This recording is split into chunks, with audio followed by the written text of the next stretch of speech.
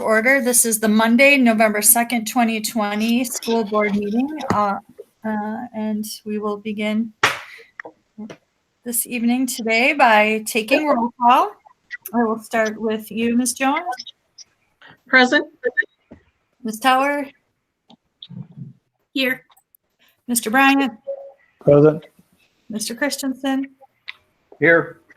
Mr. Derricks. Here. Ms. Fair. Present.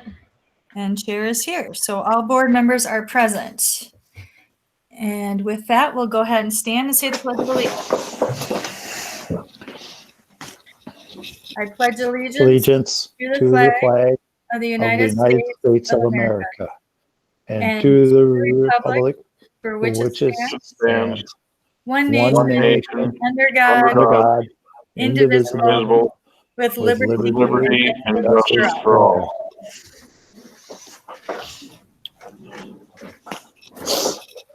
Thank you, Lisa. I have asked Ms. Jones to share our mission statement with us this evening. You are still on mute. You think we could get over that one? The mission of the Red Wing Public Schools is to educate and inspire all students as they realize their full potential and become respectful, responsible, and productive citizens. Thank you. And the agenda for this evening's meeting is listed in your board packet. Do we have any changes or additions to be made? Yes, I'd like to add an agenda item as a report. It will be called Plans to Transition into Distance Learning if Needed. And where would you like to add that? Right before the school board reports. Okay. And by the way, Jess Whitcomb and George Nemenich will be the ones presenting. Okay, thank you. Any other changes?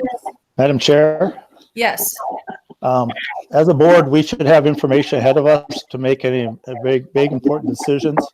I asked that we pull the evaluation off for this meeting and bring it to the next meeting since we did not have time to look at it, to have a discussion of it ahead of time.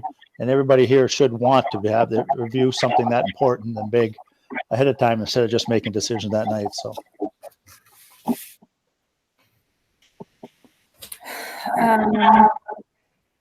I'm not sure what you are referring to. Who's got can we figure out where that feedback is coming from? Or is it just me that's hearing it? Okay, thank you. Well, we can certainly vote on that, Jim, to take it off of the agenda. I'm not sure that there's information that needed to go out ahead of time. That's something that we would share during our evaluation period when we go into closed session.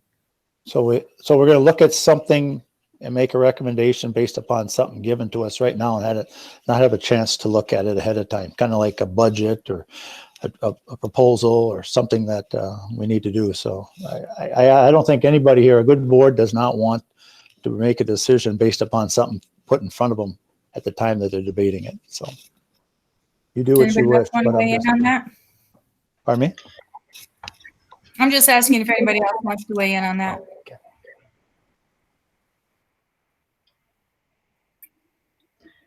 Arlen?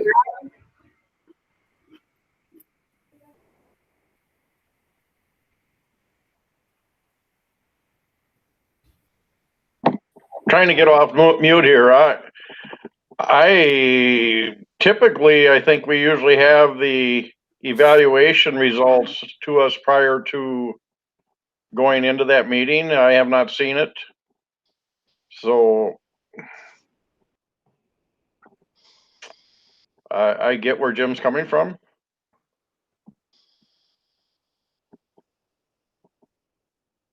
You're on mute, Pam. Yep, thank you. And that would be completely my mistake that I didn't send that out. Do we want to still have a discussion about that without having seen it? I guess I would like to know, is it true that we haven't had them, because I guess in a closed session, we wouldn't have that information prior anyway, so. But correct me if I'm wrong. Yeah, I can't remember what we've done in past years, so I'm not able to comment. I guess I would just add that I don't know what we're deciding on that is necessarily going to be, you know, related to that item. So I'm supportive of keeping it on the agenda and having that discussion during that agenda item, I guess. Well, and that's my feeling as well. I mean, I should have perhaps sent that out to all of you to take a look at, but the purpose of the evaluation is so that the board can get together and discuss the items that we've all answered questions to. There isn't any decision that is being made because of that evaluation this evening. It is just a discussion on the performance and how the board feels the superintendent is doing. So we can delay it if that is the group consensus, or we can continue on and just have a discussion like we were planning on. Holly. What's the last item on the agenda tonight? Evaluation, isn't it? And whether or not we're going to vote to go into negotiation. So that's action, isn't it? I'm sorry? Isn't that action? After the evaluation, but we can table that. Yeah, there are two different agenda topics. One would be the evaluation, and then a separate agenda topic is whether or not you want to pursue negotiations with me. And so what I'm trying to wrap all of this together. So what Jim is saying is we haven't had a chance to review the evaluations. So why would we vote on anything tonight when we haven't had a chance as a board to even review the evaluation? Am I correct, Jim? Well, yeah, typically though, much of the evaluation discussion, will take place. And so that's the opportunity to share perspectives during the evaluation process. So it would make sense to me then that we would look at the evaluation, go into closed session, and then next board meeting decide whether or not we want to move into negotiations. To me, it feels extremely railroading process. And I just feel like right now it's extremely premature without us. That's how I feel. In my mind, oh, go ahead, Heidi. I think Arlen's ahead of me. Sorry, Arlen? Yeah, I think typically we've had private email sent out ahead of time with the superintendent evaluation results prior to us going into closed session so we can review it before we discuss it. And I really think that's the proper way to do it rather than having it put in front of us at that closed session and then say, oh, well, how much time we're going to spend time to read it before we talk about it. So I'm in full support. And what we're doing right now is we're on approval of the agenda. I don't care how we want to approve the agenda. If somebody wants to move to pull it from the agenda, they can and see where it goes. Otherwise, it can go to that part of the meeting agenda and see if we got approval to go in a closed session. I personally will not support it. So my thinking is that as we've all answered all the questions except for Holly on the superintendent evaluation. My plan for running that evaluation time was to go through each question and give each board member an opportunity to discuss what they wanted to about how they felt in each of those categories. And I don't think that, I do think that we could continue on with that evaluation part to have a discussion about the superintendent's performance, whether or not you want to pull business item 4.4, which is the only thing that we were going to decide this evening is if we were comfortable sending the negotiations with the superintendent back to the personnel committee. That doesn't mean that we're saying yes or no or maybe. It just means that it's sent back to the personnel committee for future negotiations with the superintendent. So what I'm hearing is that perhaps we're not comfortable with that piece, but would we be able to at least have a conversation about where we think the superintendent is at this point? Heidi, do you want to comment? My first question is there a summary document that encapsulated all the readings and the comments? Well, there's a full, I don't know, 20-page document. Right. Okay.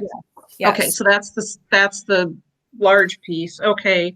And I guess procedurally, we are kind of out of turn here, so we need to have I think we should go ahead. Well, just from the board clerk perspective, we're having a lot of discussion that's not even an agenda. We didn't even get to that part yet. So I'd like us to have the discussion on the table tonight. So I would prefer that we approve the agenda with Karsten's addition and then sort this out in a more formal sense at that time. Okay. I'll make a motion. This is Janie, to approve the agenda with Karsten's addition. I believe it was the transition to distance learning. Is that correct? Or plans to transition, or transition plans to distance learning if needed. So stated that way, I'll make that motion. All right, I'll second it. Mike. Okay, made by Janie, seconded by Mike. Any other discussion? I'm in the queue. I'm sorry, Jim. Have been there for a bit. Thank So, you. Yeah, we're talking about the agenda. If a board wants to proceed without information ahead of them, that's not the right board that should be doing that. I agree with you, Pam. Things should be discussed, but they can be discussed in 2 weeks with the information in front of us. So if you guys want to ram it through, that's up to you. I can't stop that, but I will not be supporting it because I do not, and I said this at the beginning when I got on the board, that you have an informed board is a good board, but somebody has got this information, hasn't chosen to share it with us ahead of time. And that doesn't speak highly of what they think of this board. So take it whatever you want. I'm not trying to get anybody upset, but we should have had the information ahead of time. So. Well, and that is 100% my mistake. Holly, you're on mute. I did inform you of my intentions around the evaluation, just so we're clear on that. Okay. And I tend to agree with Jim. Once again, this seems extremely muddy. It may not seem muddy to other people, but on the even of an election, it seems awfully premature to be moving in this direction when I know that when I first came on the board, I was elected in 2018, and I was part of the negotiating with the superintendent's contract that January or February, after I had been on the board for a short time. And I remember at that time, we were in negotiations about how many years. So to be doing this ahead of time when that's not how we did it before seems extremely, how do I want to say this in a really gentle way? It seems extremely convoluted that we're not following our own practices. And so that makes me wonder if you ever have. I mean, if the board ever has followed a practice, do we negotiate it with the new members coming on? Do we negotiate it with the old members? It's really muddy. So I think that's an important piece. We could have 4 new members, maybe 3, who knows? But when I was voted on, I was part of the team that negotiated the superintendent's new contract. So why we're not doing it the same way this time, I guess, doesn't speak to transparency. Well, and again, we changed in January, we changed our whole format on how we are our timeline on how we are evaluating and then going into negotiations with the principals. So we are actually in a 6-month differential. I guess I didn't understand it that way. Yeah. When we talked about it in January. And so, I should have asked for clarification at that time. But now that I'm understanding it the way that it's being presented, that's not how I understood it. And I'm going to stick with how I understood it then moving forward. So I won't be supporting it. Like I said, I think it's premature. And I think we should be able to see all the results like we did before. So Yes. And again, that's my clerical error. Who is next in the queue? Arlen, Marilyn. there's a motion on the table and it's not to discuss whether we should be doing this or not. It started here. I think we should have probably one of two things. Somebody should have made a motion to pull this from or not have this on the agenda. But because there's a motion on the table to approve the agenda as presented and seconded, I will support that motion, but I'm just going to state when it comes time for those two items, I will have my comments at that time. But I think we need to vote on the motion. Janie, any other? On this motion. Oh, Are- sorry, Janie, we can't hear you. Can you hear me now? I'm just calling the question on this motion. I think I'm calling for a vote on this. All right, that's a roll call vote. We'll start with Holly to approve the agenda with the addition of the plans to transition to distance learning if needed. no. Mr. Bryant? No. Mr. Christensen? Aye. Mr. Derricks? I'm sorry, I didn't catch what is the motion? To approve you the read- agenda with the addition of the plans to transition to distance learning if needed. Okay, from Carson. Okay. Aye. Ms. Fair? Aye. Ms. Jones? Aye. And chair votes aye. So that's 5-2. It passes. All right. Let's see. The next piece is to remember that the educational plan is listed in the agenda packets as always. And the next piece is recognitions and upcoming events. You know, if I could jump in real quick and thank the 11 candidates who put their name in for the school board election tomorrow. I sent an email to them today, so I'm kind of repeating myself, but it does take a lot of courage to put your name on a ballot for any race. And, you know, I respect their interest in our school district and serving on the school board. And so regardless of the 4 people who are picked tomorrow, I think, you know, we'll all work with whoever's elected and for the interests of the school district and students. Thank you. Any, Jamie? I just want to, well, Kirsten took my thunder there. So I want to just second that. I appreciate all those people putting their names in, and I hope we can find a spot for those that don't make it on the board, because I think the more people and new voices we have, the better within our kind of district community and bringing input. And then I just wanted to recognize, I just thought homecoming went really well. I think we were one of the one districts that actually kind of got to have some normalcy and some activity. So thank you for all the people that put a lot of time and energy into making that safe and, you know, able to be enjoyed by all. I think it was really creative how we, you know, were able to get the seniors and juniors into the gymnasium and had the 7th and 8th graders, you know, watching virtually. And I know, you know, a lot of people did a lot of extra work. So thank you to everyone. Jim? Okay. There we go. I think I'm unmuted now. Yeah, I said the same. I want to say the same thing about the candidates. 11 of them just shows outstanding that we had people that chose to step forward and want to be on the school board. They get as I spoke to a few of them today, and a couple of them was like, you know, the school board candidates and election kind of gets pushed back or off to the side with all the other things going on in this fall and especially tomorrow. So a couple of them did ask me, Mr. Anderson, about some email you sent about some meeting or letting them know if there's I couldn't answer them because I didn't know what that even pertained to, but you can probably share that some other time with me. So thank you and good luck to everybody tomorrow. Yeah, if I could respond, Jim, are you talking about the email that I sent to the candidates? Yes, I do have one other thing, Madam Chair. Go ahead.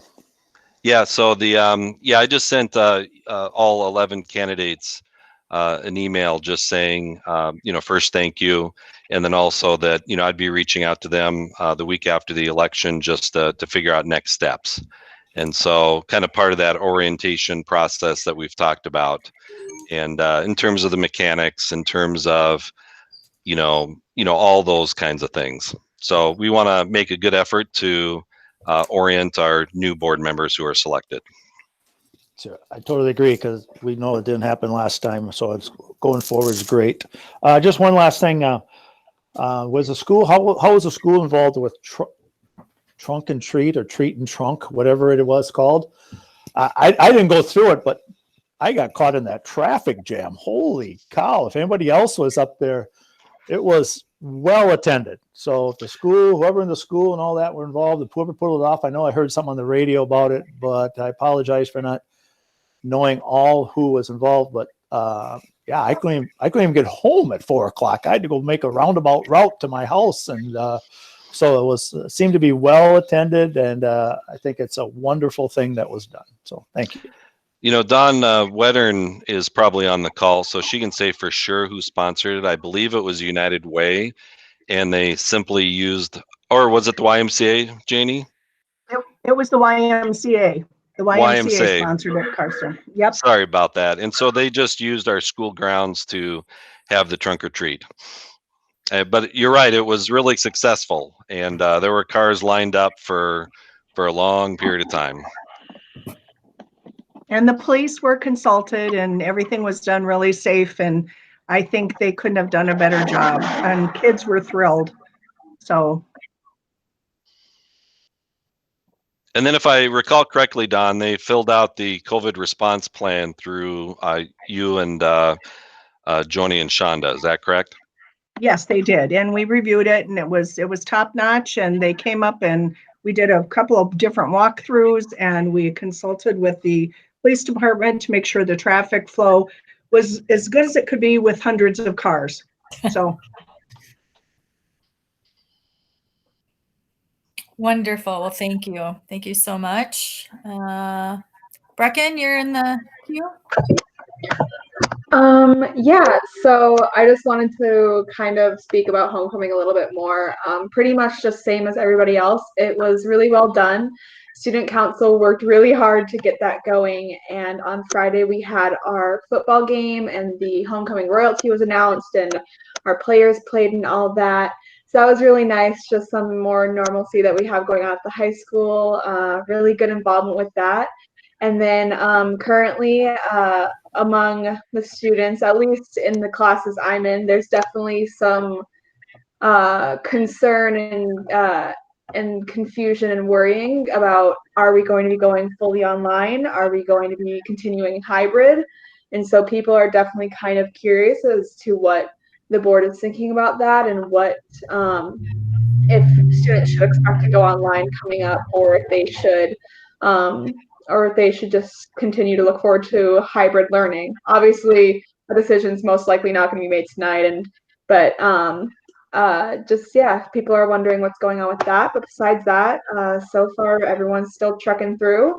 This Friday is our last day of quarter one, which means we've successfully gotten through our first quarter in hybrid learning, which is honestly incredible. So a round of applause to students and teachers for that. And and then next week we start quarter two and classes change and we keep pushing through the school year. Thanks, Brecken. I know as a board, we've received some feedback on what a great week last week was from actually a couple of community members on what great kids we had.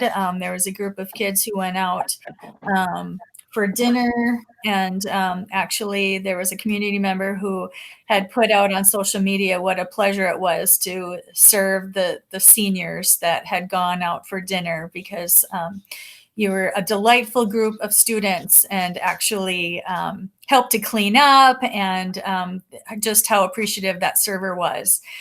We also got some feedback from a reserved officer who was at the football game on just some great sportsmanship by our student section, and how much they enjoyed watching you having fun. And so it was just really great to hear those stories, and glad that you had some normalcy last week. So as safe as we could make it. So I'm glad you had a fun time. Yay. All right, Mike, you're in the queue.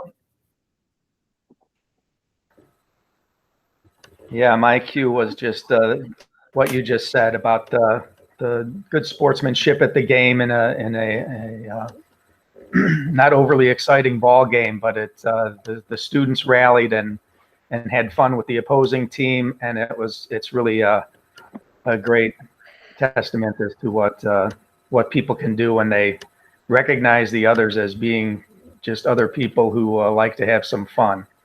It was really great to get that letter, and we can thank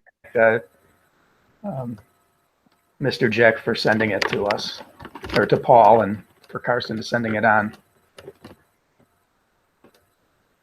And Holly.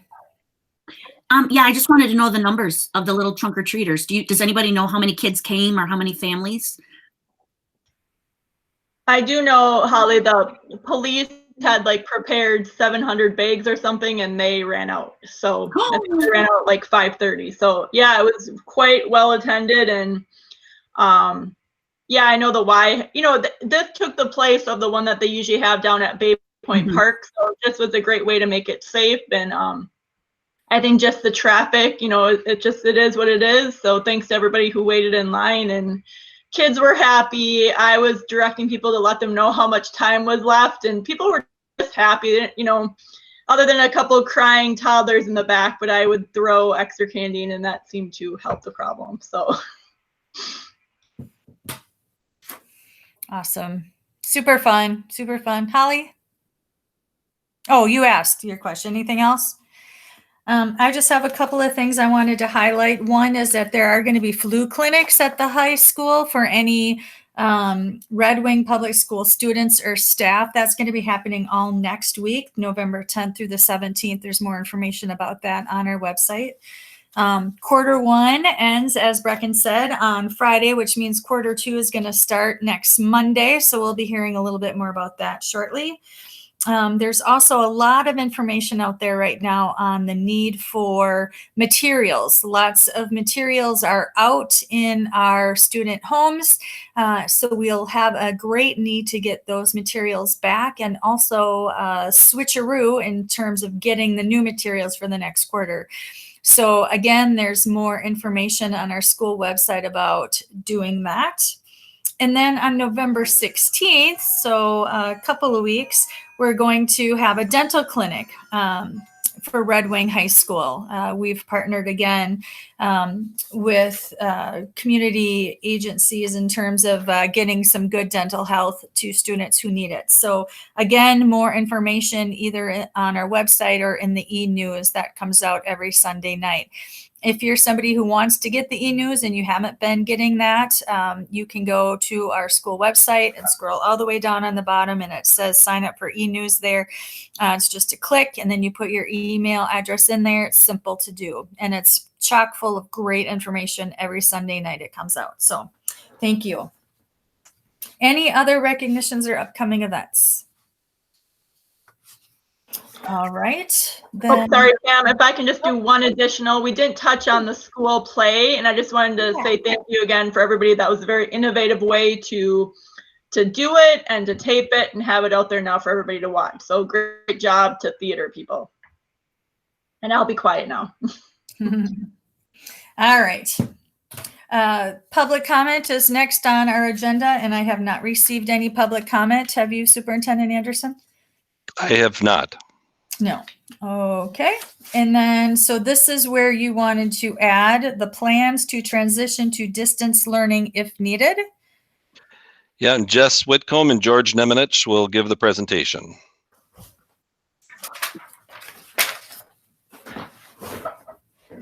All right. Hello, everyone. George and Jess. Hi, Hello. I'm gonna present quick. Here we go.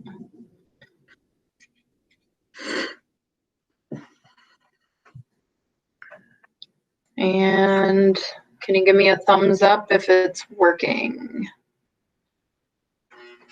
All right. Oh, someone. There we go. That was me. Sorry. Having some construction done, George? Nah, just the wash. Maybe a new washer.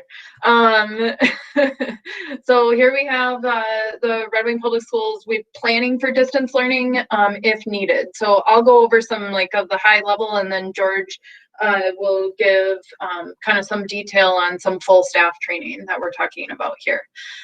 So as always, we're thinking about what's going, even in this time of COVID, what's always our vision and mission to make sure that we have everybody, all students, as they realize their full potential. So to think about what is the way that we can continue to live our mission and vision and our core values, even in planning during a pandemic. So obviously we consider our directions for the educational plan to make sure that we're still living everything that we say we are to our taxpayers and our community members. Considering too that these were kind of our guiding principles during our planning stages in the spring, and then now into the fall, that obviously health and safety and equity are at the top of our list to think about all students, to think about what is that essential student learning that we still want students to get no matter which scenario that we have to be in due to health and safety. How do we support our students and our family and our staff through this transition is a big one in what we'll be presenting to you tonight. And then clear and consistent communication throughout that, and in this crazy time that we have, this patience, flexibility, and empathy in what everyone is going through, our community members, our parents, our staff members, and just thinking about keeping that all in mind as we go forward here tonight.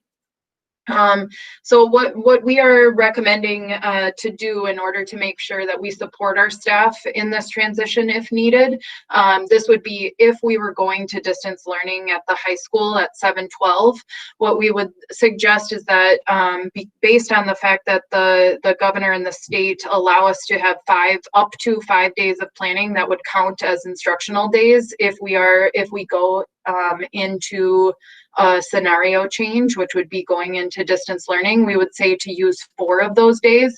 One as a 1 day of full building professional development that George will go over and Mr. Nemenich will go over in a second. And then 3 days of a virtual power pack through learning sciences, and then common assessments. And I'll talk about more what that is. What it is built to do is to close the academic gaps, engage reluctant learners, as everyone is struggling with across the state and across our country, accelerating learning for all and keeping that equity at the center of what we're doing. Social emotional learning, one of our priorities to get that educational plan done, and then reducing teacher stress. So we would have 35 teachers go through that virtual power pack, and then the other half of our teachers would go through and complete their common assessments to make sure that we're have that guaranteed and viable curriculum across our district. One of the reasons that we want to do this as well is that all of these things outlive the pandemic.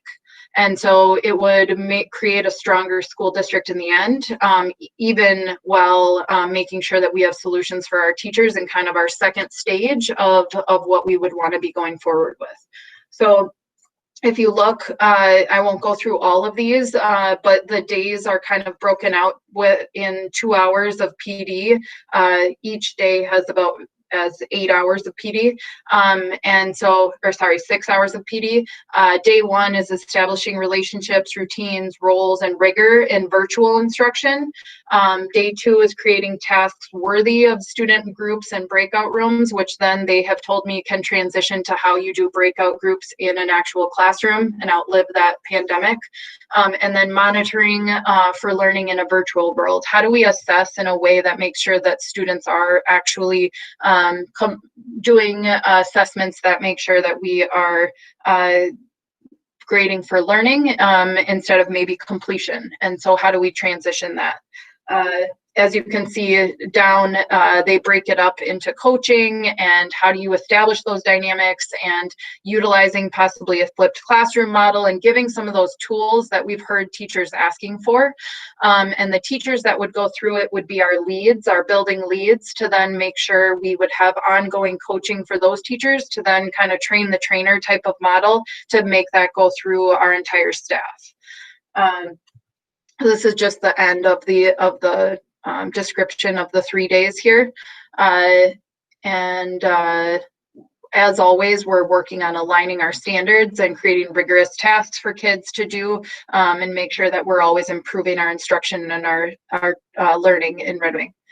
So what they would do on that, the other teachers would be doing is completing, I don't know if you all remember, we started in the spring, or started in last fall, making sure that we have common summative and formative assessments, K-12, and we are through K-6, and we want to make sure that we're through K-7, and so we want to make sure that we're bringing that string all the way along. So the administration and Mr. Nemenich has decided that we would do follow-up and support for those departments that need to complete the common summative and formative assessments, so that we will be completely aligned horizontally to make sure that we can move forward with those grading discussions, and how do we move forward as a district with standards-based grading and that conversation. I can take questions about that, unless you want George just kind of go right in and we can take questions at the end.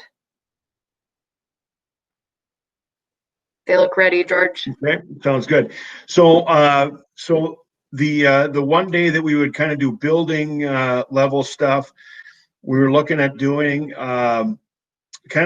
some breakout sessions with our staff that really focuses in on climate and culture and kind of our mission, and just talking about those things, because we want to get kind of a little bit more of a laser focus on what we want to do and how we want to do it. And we really could use that time to focus in on this. So the plan would really be this. The early morning portion, we would be breaking up into these breakout groups, and there would be 3 different sessions that the staff would be going to. One would be on improving climate and culture. So who are we? Who do we want to be? Those kind of questions would be asked. In another session, there would be work around improving instruction, and then taking a look both at, what are we doing well, so the celebrations, and then also what are some barriers right now to our success, how can we overcome those. And then a third session that they would rotate into would be around mission. Are we living our mission? So we would take a look at some of the things with the district, what's established there, and then taking some feedback and action, and really talking about our mission versus the reality that we have right now. So are we living it or not? Those kind of questions, having some discussion around that. So those 3 sessions, staff would rotate to those different areas. Then we take a break, and then we'd break back out into the small groups, and we'd answer 3 questions. And essentially those questions would be, why did you get into education? Who do you or we serve? And what do you wish the school to be like? And then from there, we would like them to take that information and then basically take it and try to formulate a why we exist statement. for our mission, and get different mission statements from the different groups, and then from there we would that would be the kind of our morning, but it would be from there our site team would take that information and then continue the process forward to eventually come to some type of a building mission that everybody will have had a hand in once we've completed the process. And what we'd like to do is have not only our teachers, but we want our paras involved with this. We want our custodial staff involved. We want our clerical, we want our student nutrition services involved. We want everybody who works with kids in the building, admin included, to be a part of this, because this is, if we don't all have a hand in it, then it doesn't have any meaning to us.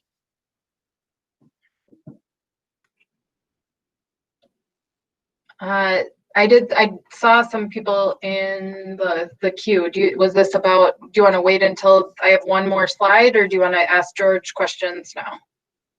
One more slide, go for it. Okay. Arlen, I think I saw you in the queue too. Are you guys good with that? Just one more? Okay. Yeah, go ahead. Okay, so this is just the transition plan for E4. If need be, we would only want to have 1 or possibly 2 days of, and what it would be utilized for is distribution of materials, and then collaboration across grade level and co-teachers to kind of get ready to go into that online learning and the distance learning. So this would be what we would utilize the 1 or possibly 2 days for. So let's, who's first? Go ahead, Holly. I'm pretty sure it's me because it was Holly. Perfect. Who was all on the committee that put all of this together? Who were the committee people? For the transition back to, for this plan that you and George just rolled out for us, who are all of the stakeholders on this plan? our transition plan for our staff would have been our administrators. So like George and Jen and that group? Okay, I was just curious, like where the, where the ideas were coming from and how that was rolled out. Okay, that was my question. Thank you. I don't know who's next. I'm sorry. I gotta look. Okay, I think it's me. Several questions. I guess you answered one. George did answer it, that you want the cooks, the paraprofessionals, others involved in this. I didn't hear exactly what happens if we do distance learning for the high school. What happens in grades 5 and 6? Because they're kind of in between the E4 and the other. So I'd like to just address a little more on that. The second thing is, are our staff going to do these trainings in the building, or are they going to be virtual from home?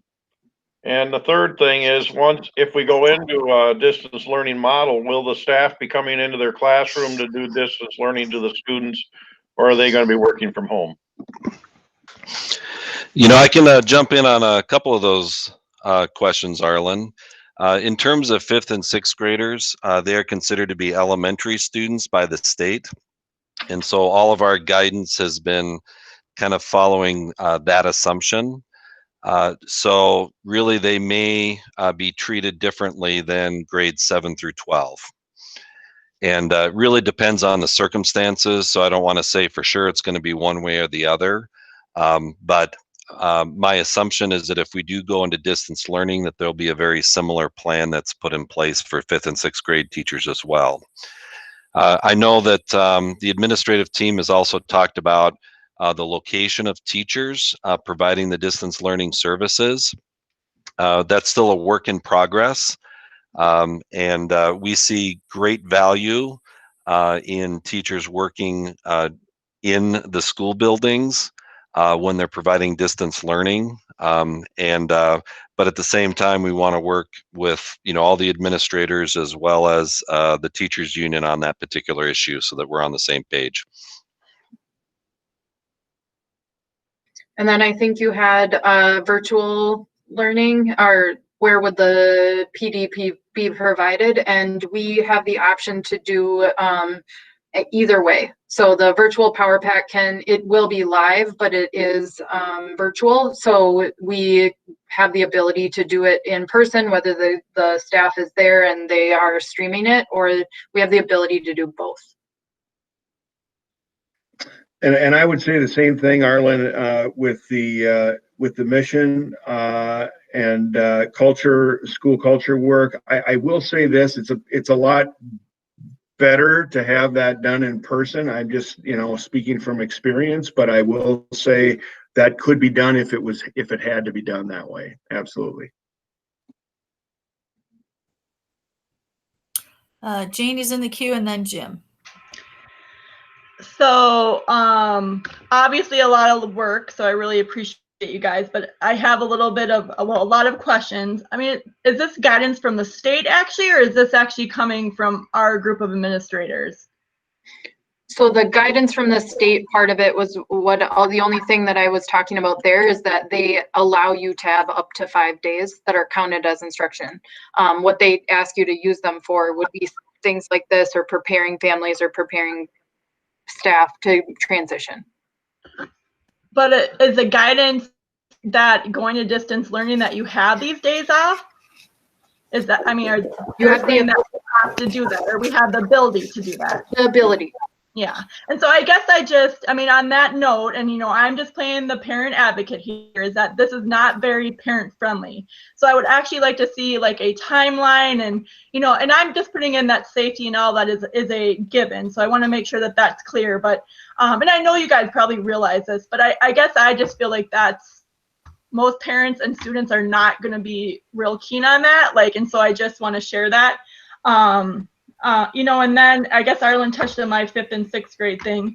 And then so I would like to see a timeline of what that looks like.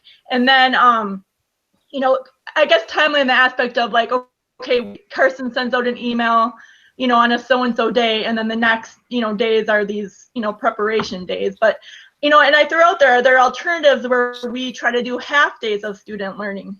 Did you guys consider that at all? And I'll let you respond after, but my last thing would be, what's then the plan to transition back to hybrid or back to in-person when numbers start to be different? Because I think that should be taken into account too in this too. Thanks. Mm-hmm. So we can, we did talk about student friendly and what that looks like. It is definitely a conversation that we had, but one of the other conversations that we had is if we give tools to our teachers who have been asking for them, is that serving our students in a better way once we go to distance learning? And so that was also the conversation of meeting the needs of our staff to then meet the needs of our students and our families. So that was a big conversation. We can do the virtual Power Pack after school from 4 to 6 on Tuesdays and Thursdays for lots of weeks. And so that was the conversation too of do we just spread it out? But then you're asking teachers to teach all day and then do training from 4 to 6 at night. And is that going to be a good thing for students in the end? Because you're then wearing out your staff. And do we just get it all done in one shot and then have the tools to then go forward with our school district? And really that is the main thing that has come out of the survey that we gave our teachers is we would like more tools for virtual learning and to engage students who are not engaging with us, help us in that. And that's part of where that's coming from. And we felt like it was a good place to put it into that transition. That, okay, we're doing this, now you have the tools to kind of go forward with it. And then I don't know that there was another question. Or George, did you want to say anything about that? No, I not really. I mean, you kind of answered everything, but I just would say I understand where those questions are coming from, Janie, and that actually was discussed quite heavily in the administrative meeting last week. So yes. I think I missed one. Well, I think just that transition or plan back to hybrid or whatever it is, how are we gonna, is it just a boom, we're back, or, I guess that's what, if we're going to plan for this way, I mean, I think that was what my concern was right at the beginning of the school year, is that we seem to be planning for full distance, and there, you know, and that I fear that if we go to this, I'm fine if numbers stay where they are at. That makes sense to be safe, and if we're having transmission in the schools. But if we're not having that, I just want to make sure that we have a plan to go back to have kids in school, because I keep on hearing from many, many parents that yes, hybrid is great, but like, you know, if the numbers stay where they are, we have to, you know, what are our options? What are our opportunities to give kids the best education that we can? Because we still have kids, whether they're showing up on the video or not, that are still struggling with, you know, online learning as it is. And so I just think we have to make sure we have a plan for going the other way, also back to hybrid from distance if needed to. So. Yeah, and if I could jump in a little bit there too, I know that I'm not able to put the district back into a less restrictive environment. So from, you know, distance back to hybrid or in person, but board can. And so I would imagine that if we do go to distance only learning at some point, that we would be out for at least 2 weeks because that's the quarantine period typically.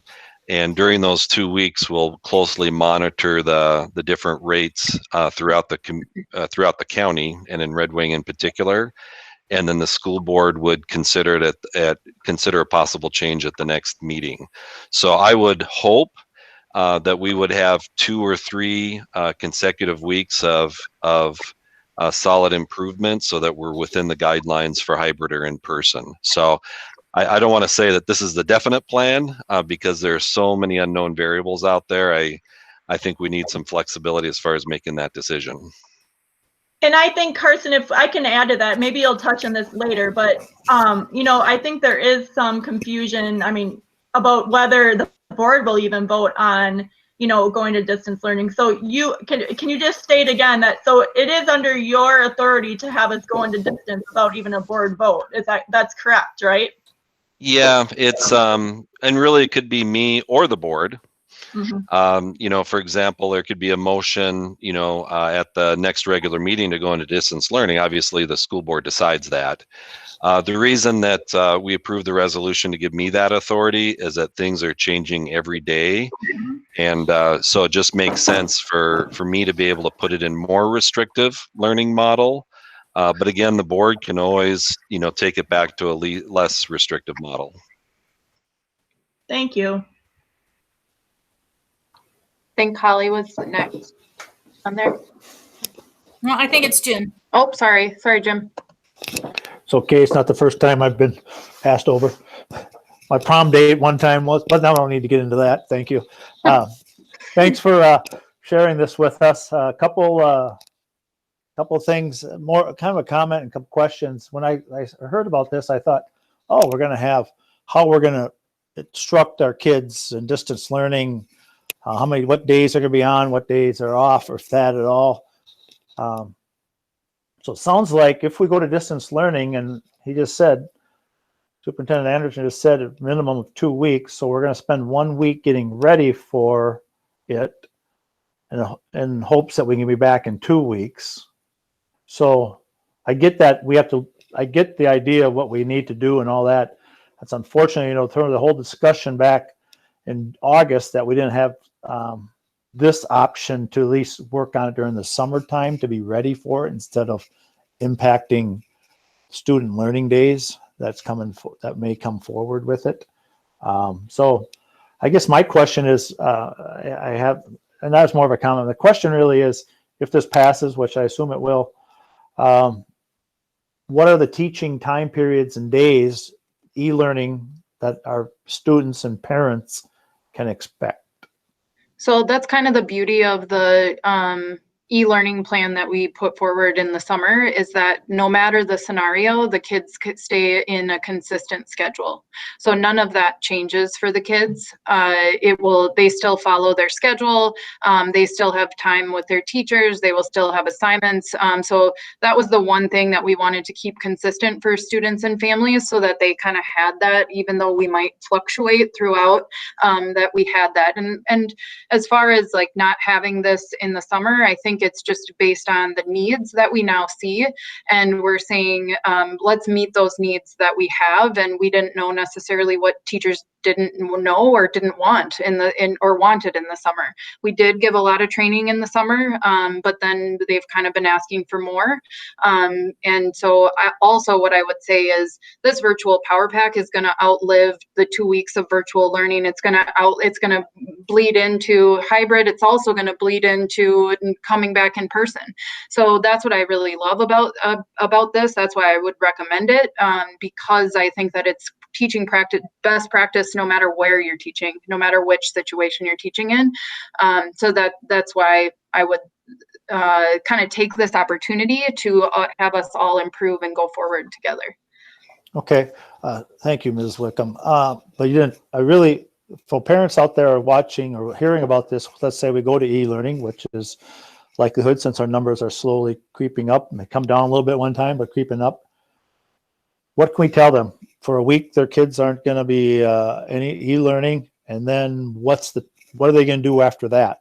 And I didn't get that answer unless I missed it. I mean, are they going to be Monday, Tuesday, Thursday, Friday like they are now, with Wednesday as a prep day for the teachers? And what can the parents expect with their children, and what can the children expect as, because right now I've heard from a number of them that they're still struggling, and we got to do what we can to help them out. So Jim, do you want me to go ahead? Go Okay. ahead. I was just going to say, so good question about, what does the day look like? Sounds like what you're asking, and what's a week look like, right? So basically it'll be Monday through Friday, and we're going to just like we've had throughout the year up to this point, our students will be going to class on a regular schedule. Only instead of coming into the building Monday and Tuesday, if they're in the A through K cohort and L through Z cohort on Thursday, Friday, now they're going to be attending virtually, and it'll be 5 days a week. So just like we've had basically in the hybrid, there won't be a change. Thank you.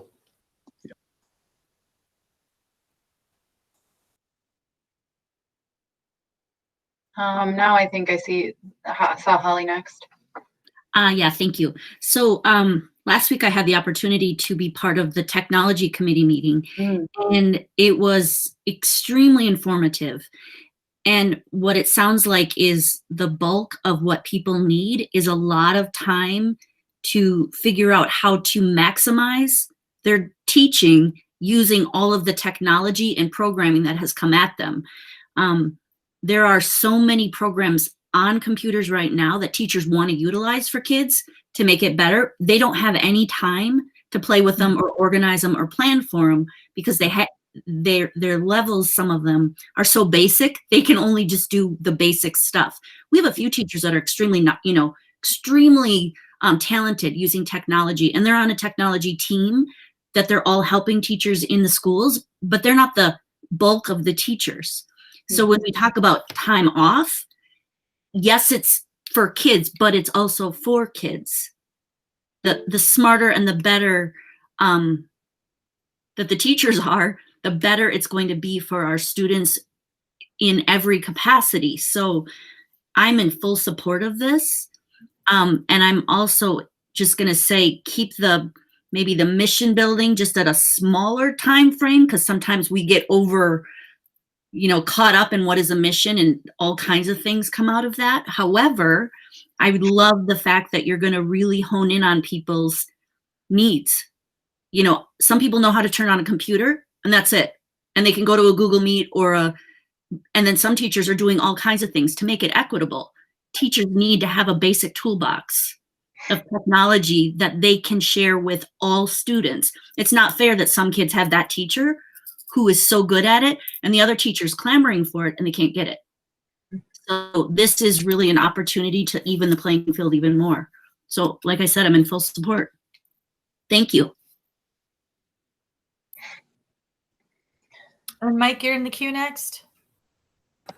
Yeah, I thought the question Jim was asking is what happens in the 5 days of prep? Are the students going to be doing something, or are they off for those 5 days while the teachers are getting their training in? And I agree with Holly. This is really you guys work hard to pull all this stuff together. And I think people need to remember that everything is in flux, and from even one day to the next, much less from summer to this point, that we finally arrived at, or we haven't arrived there yet, but it looks like we're pushing the envelope to those changes. But my question was on the 5 days of prep. Do the students have something to do? No, those would be off for the students. And they would be, or you're talking about the 5, so E4 or E6 is the 1, and then the 4 for 7-12. Are you speaking English? Is that what you were saying? Are you saying 5? Because I want to make sure there won't be 5 for 7-12. Days that the governor gave us to get our. Yeah, no, they're not. They are counted as instructional days, but there would not be interaction with students on those. Okay.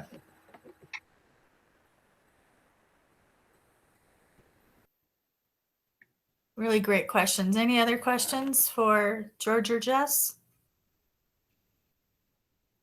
Any other things that you want to share with us, George or Jess, moving forward?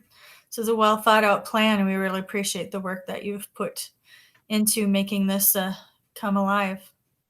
Yeah, I'll just echo. I think Holly kind of hit it on the head. Our teachers have been, clamoring for a lot of technical support, and really it's getting that time to do it. And that's been what's been really cool to watch is yes, we threw a lot at them at the very beginning of the school year and in August, but they have been slowly progressing with it. It's not easy, as you all know, and you've heard that many times over, but I just want to commend our staff for the hard work they've put in, and they're getting better, and that's the beauty of this. But I think what Jess is proposing with this virtual power pack is going to help push us even further, and it would be a nice thing to be able to do in a more instead of spreading it out over weeks and months, to do it all kind of in a compact way. And the last thing I would add is just a thank you to our staff. I know that there have been so many ups and downs, and across the board, administrators and staff and students and families, they have really lived that last guiding principle of giving us flexibility. And I know that it's kind of, we all thought this was a sprint, and it's kind of been a marathon. And so we need to give our staff some water and some energy packs to kind of get through the rest of this. And so that's kind of what it is definitely not time off, because they will be working hard to get up to speed on these things that they'll be learning.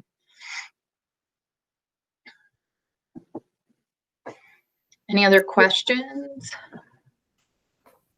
Well, I just think as we prepare our families and our students, and thinking we might not have a lot of lead time to be able to give parents a heads up. And so just to have parents and guardians be aware that this might be a decision that comes pretty quickly, but it's nice to know that there's a solid plan in place and this is what's going to happen. And kind of laying it all out for everyone. So very much appreciated. Thank you, Holly. I see you in the queue.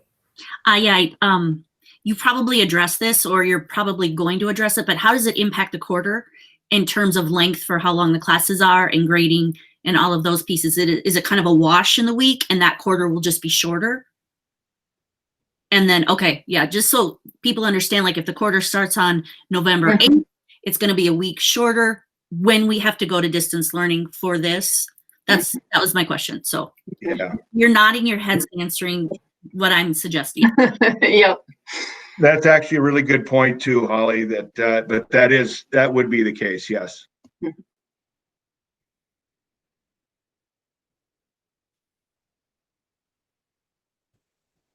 All right. Okay, I seem to have a hard time finding my mute button, so sorry everyone. It keeps finding different corners to hide in, so sorry about that. Any other questions for Jess or George?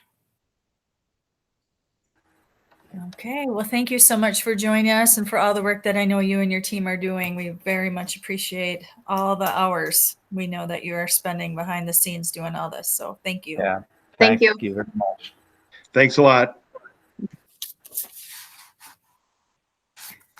All right, next on our agenda are school board reports, and I'll just go down the list. Anything from Finance Committee?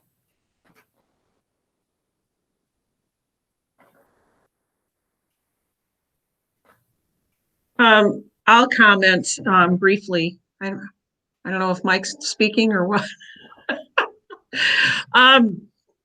One of the things I think that the board should be aware of is, we're working on an enrollment projection approach, and it's going to be, we have to rethink a little harder this year because of the anomalous attendance, because of COVID circumstances and decisions families and parents have made about what's best for my child this year.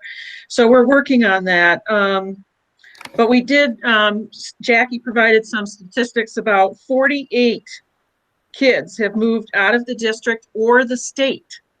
And so that's kind of an abnormally high number, but it might indicate, just the struggles that families are having due to, again, COVID circumstances. My job dried up. I've got to move in with family. They're somewhere else. So, and we don't know that level of detail. All we know that about 20 of them moved out of the 30 moved out of the district and 20 out of the state, or vice versa. I can't remember which, but that's a significant number. And so we are taking a hard look at that. But I think that's something that, when people are asking about, what's going on, it's just this year is different than any other year. And, we're going to see those changes in movement and students, and obviously it affects our finances.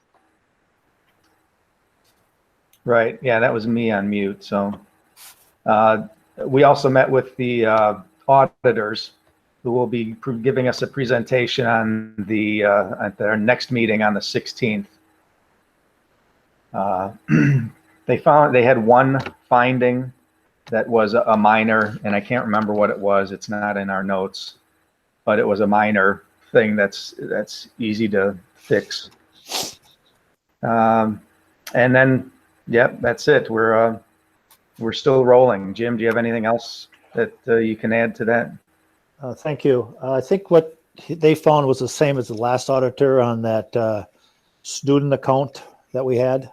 Yeah. Okay. I think that was it. But yeah, it was a nice presentation. Doing it virtual, like you said, they will bring it to the meeting on the 16th. And we're doing that survey, and I think Dawn's going to head that up as to why people are trying to find out why our enrollment's declining when.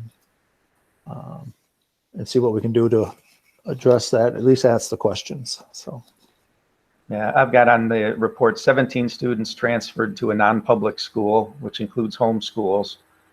And that could be very much COVID related. 19 students out of the district, 29 students out of state,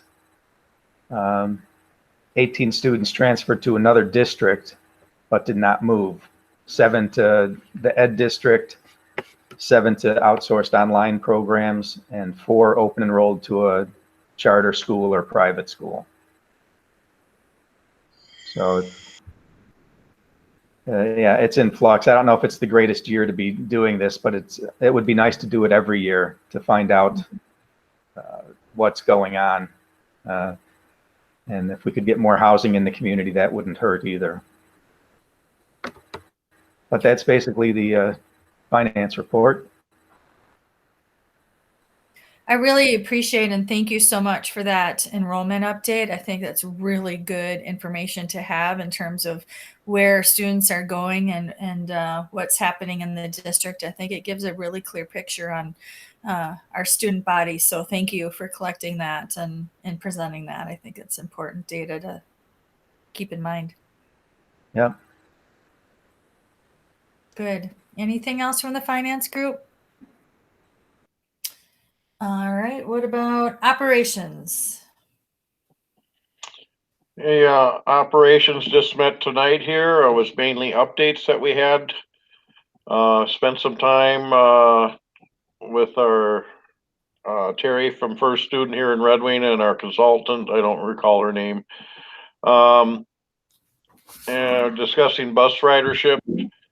And a lot of that is controlled on how decisions on it are controlled by the State Department of Health, the State Department of Education, and I think there's a few other entities.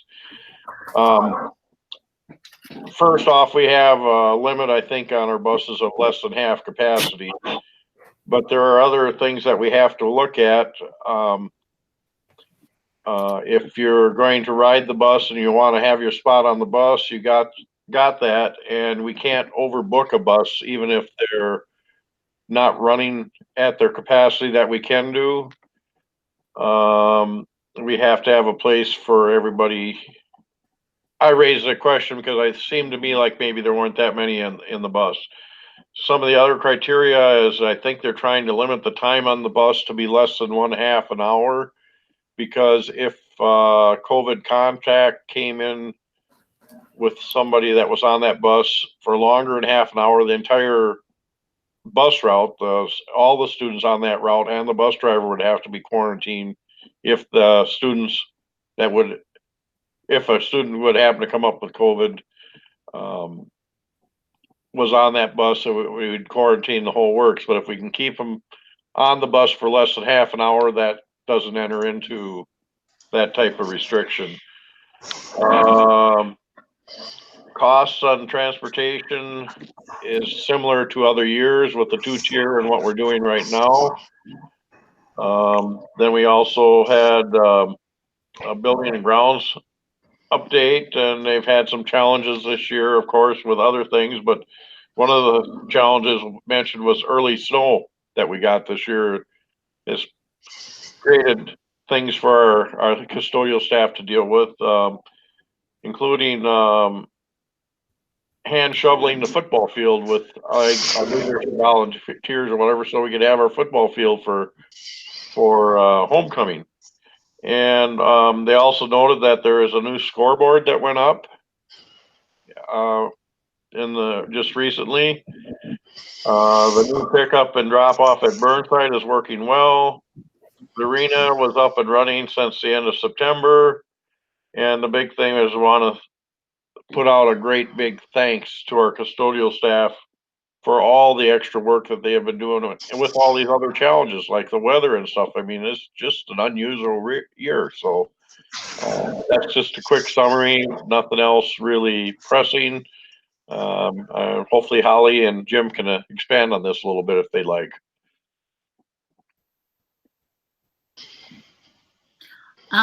Jim's talking right now. It's kind of funny to watch him talk to the mute button, but I'll jump in. We talked about the little people and getting a ride to school yet. The families that have, reached out to us, and they're constantly looking at it, how to get them on the bus. It's not perfect. It's not what we had hoped by this time. And with our huge snowfall, they did say that the city or county is plowing from AP over to Burnside, that whole trail, so that people are able to walk that trail, which has been helpful. But we're still not in the position yet to offer rides to kindergarten, first and second graders the way we'd like to, as if we were still a mile distance. So they're constantly evaluating, and I do believe that they are, that they're taking it very seriously. So what it sounds like to me is they're constantly looking at everything.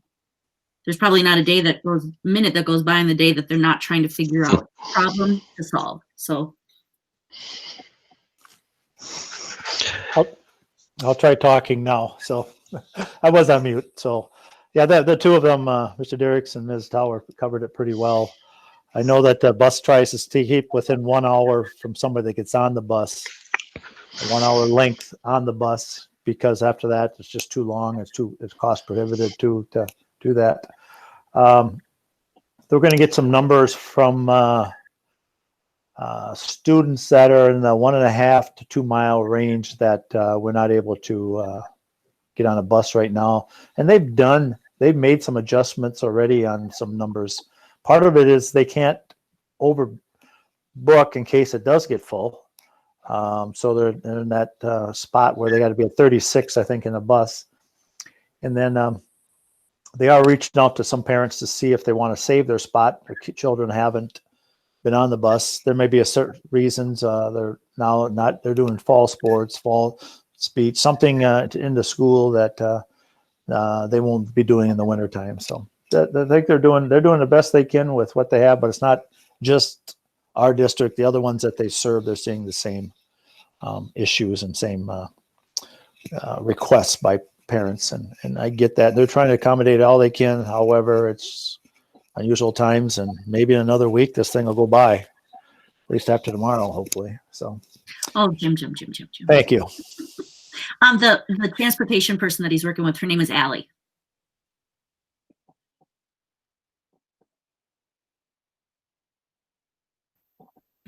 Thank you. Karsten, do you have something to add to that? Yeah, Jim already made the comment about the hour-long ride, so I have nothing further to add. It was a great meeting, though. Great. Anything else from operations? All right. How about update from the Personnel Committee? Jeannie. Thanks, Pam. I just wanted to talk about today we reviewed again some conditions for employment for our program supervisors, non-classified personnel, and program assistants. I did want to make sure everybody heard that we did talk at length about kind of the banding review. So there are several positions that are kind of getting moved to different categories, if that makes sense. So which sometimes the salary would be more or less. So that was just something interesting to talk through. And so let me know if you have questions about that. And then we did go through, again, an org chart and administrative backup plan, which was really good to see of, just kind of who would be in charge if a certain position was, absent for a couple weeks and such. And I forget, Karsten was going to add something to that, and then we would probably bring it to the board for review, if I remember correctly. Yeah, there's information from the state as far as employee reporting expectations during snow emergencies, like if you're in distance or hybrid. And so I thought, after we finalize that document, we'll just bring both documents to the board for approval. Perfect. Thank you. I forgot the specifics about that one. And then we did go over, since the personnel committee group here goes over administrative negotiations, we did have some lengthy material that is all publicly out there on the board packet area site, going over average salaries for positions, whether it be business managers or superintendents or principals. So very well put together and easy to read, and nice to see kind of where we're at in certain areas. And then our last thing was just kind of going over again that business office options and discussion. And I really appreciate Jackie and Karsten putting together some scenarios and showing us some different options. So I think we're going to dive a little deeper into that and ask them to tell us a little bit more about the duties that other districts have, to see how cost effective that might be for other positions. But at this point, the numbers just didn't seem to add up from what we were seeing. But that is all posted on the personnel site there if you want to look at it. And that's all I have, unless Mike or Pam want to add anything. No, I think that about covers it. Mike, do you have anything to add? I would just say the job comparisons were with other districts. That wasn't clear when Janie said it. So, and then, yeah, we want to get a little bit more information on the titles of different jobs or the titles of similar jobs are very different, and so it's hard to compare them all. So we want to get more information on what duties are being performed in those jobs, if we can get that information, so we get a better idea of what people are paying for. That's it. All right, thank you. Legislative and Policy Committee. There's really nothing new. You got an update, I think, last time. I will remind the board on your calendars, we are tentatively planning for a legislators meeting December 21st at 3:45, I believe. So we'll see what the outcome of the election is, and then we'll have some people to talk to and pull that together. So just put that on your calendars. We were hoping to have an activities handbook review tonight, but I think the agenda was full, so I think that's forthcoming. But that was some good work by Paul Hartman, so that's going to help us all be on the same page when it comes to what are our expectations and hopes for student athletes and activities department. So look for that in the future. While I have the floor, I'm on the equity team. We met before the school board meeting this evening. We're formulating a draft plan for the next 3 to 5 years. And we're focusing, there's lots of equity issues, but we're focusing mainly on racial equity at this time. And we took a moment to pause at the end to just kind of reflect about what is it we're accomplishing. And I think it's notable that for a district our size, we are at the table having these discussions, creating an equity statement, we've created the equity team. We've created a really impactful 8th grade curriculum that is new this year, and the fact that we're committing to training over the next several years too. So I just wanted to report out briefly on that. And then just to remind you, if you're interested, MSBA is providing another opportunity to put your concerns with pandemic planning, COVID response, educational, sport activities. How are we all managing this? What are the challenges that we're seeing? So there is another call with the governor this Friday morning at 10 a.m. If you're able to make that, I believe it will not last more than an hour. And I can't remember if they're going to tape that so you can watch it later or see what those questions were that got asked. And that's all I have for that. Thank you. I really appreciate the update on the equity team, especially Heidi, because I think it's important to talk about the steps that we're taking. We've all recognized that that's a huge undertaking, and it's something that we've been swirling around and around, but I'm glad that it's landed and we're making some great headway in that area. So thank you. Anybody want to share anything about negotiations at this point? Any updates from that? I will mention that the custodial group did request mediation, and so we are lining up some potential dates to meet with them and a mediator assigned by the Bureau of Mediation Services. It's a really good process to go through, and so we hope that helps accelerate negotiations.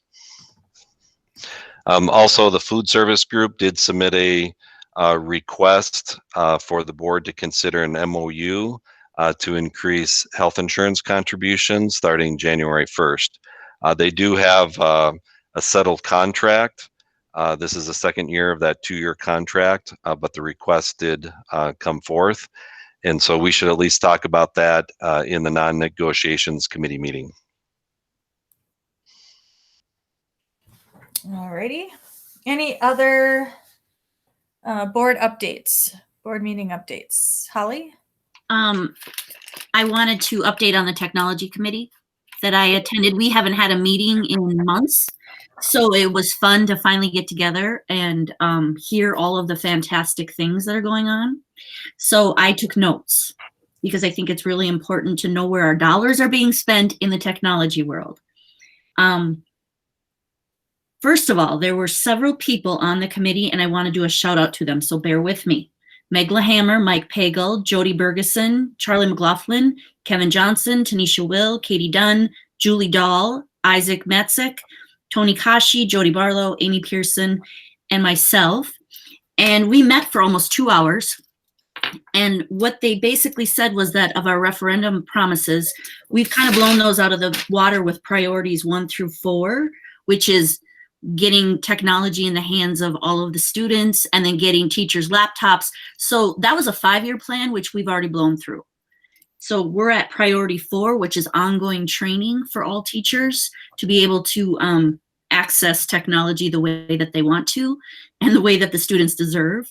So one of the things that Mike has done as the director of technology or the interim director of technology, however we want to label that, he's gotten technology teams in each of the buildings. And so teachers are able to access those teams, hopefully quicker than sending an email to him or Kevin Johnson about, or Charlie, even though what I've heard is that Charlie and Meg LaHammer and Julie have been around the clock, top notch in terms of answering questions for teachers and getting technology needs met. If something goes down, they're right on the call right away saying, oh, I can help you with this, I can help you with that.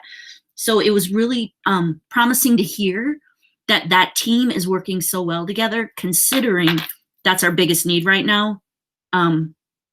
Curriculum-wise is delivering instruction through technology.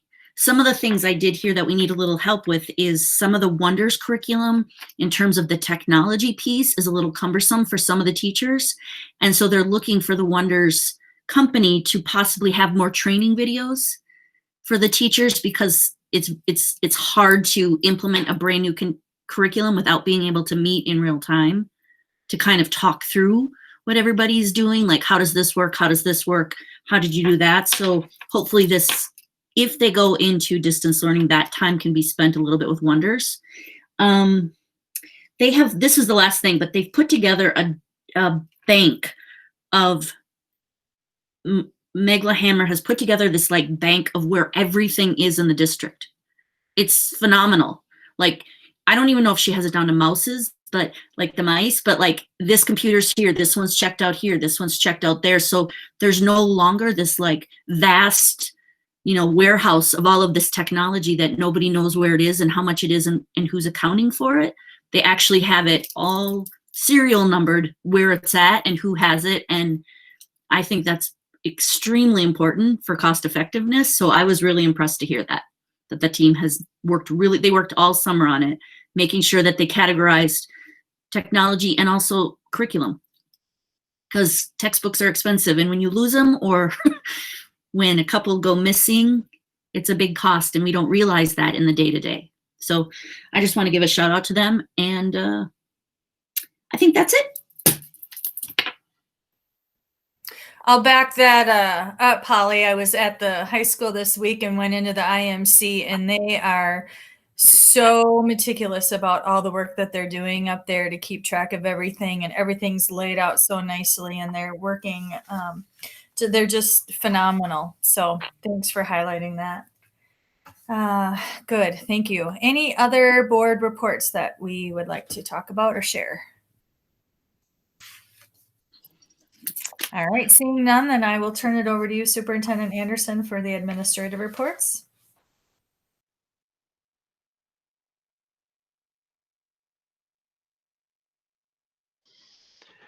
At each meeting, I give a summary of the implementation of our education plan. I'm glad that Holly mentioned our work with technology. That's just one example of how we are fulfilling our referendum promises, even though we have COVID. And we're really proud of our efforts implementing the education plan. So you can see a much fuller explanation of how we're doing that work for this year.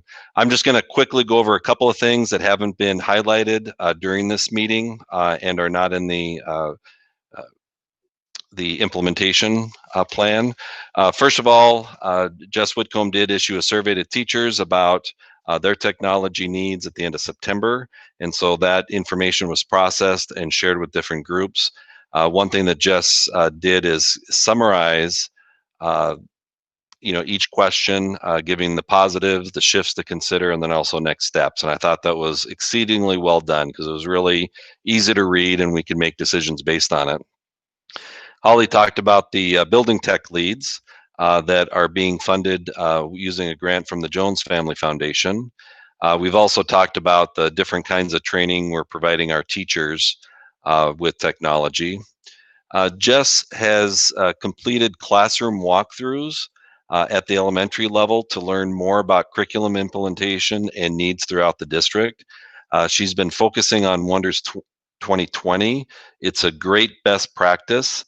It does not evaluate teachers in any way, but Jess is able to get that information and then share it out with the building principals. And so we can provide more support for teachers in terms of implementing 2 new curriculum, essentially. Last year we implemented My Math, and this year it's Wonders 2020. So it's a great way to get feedback and make enhancements.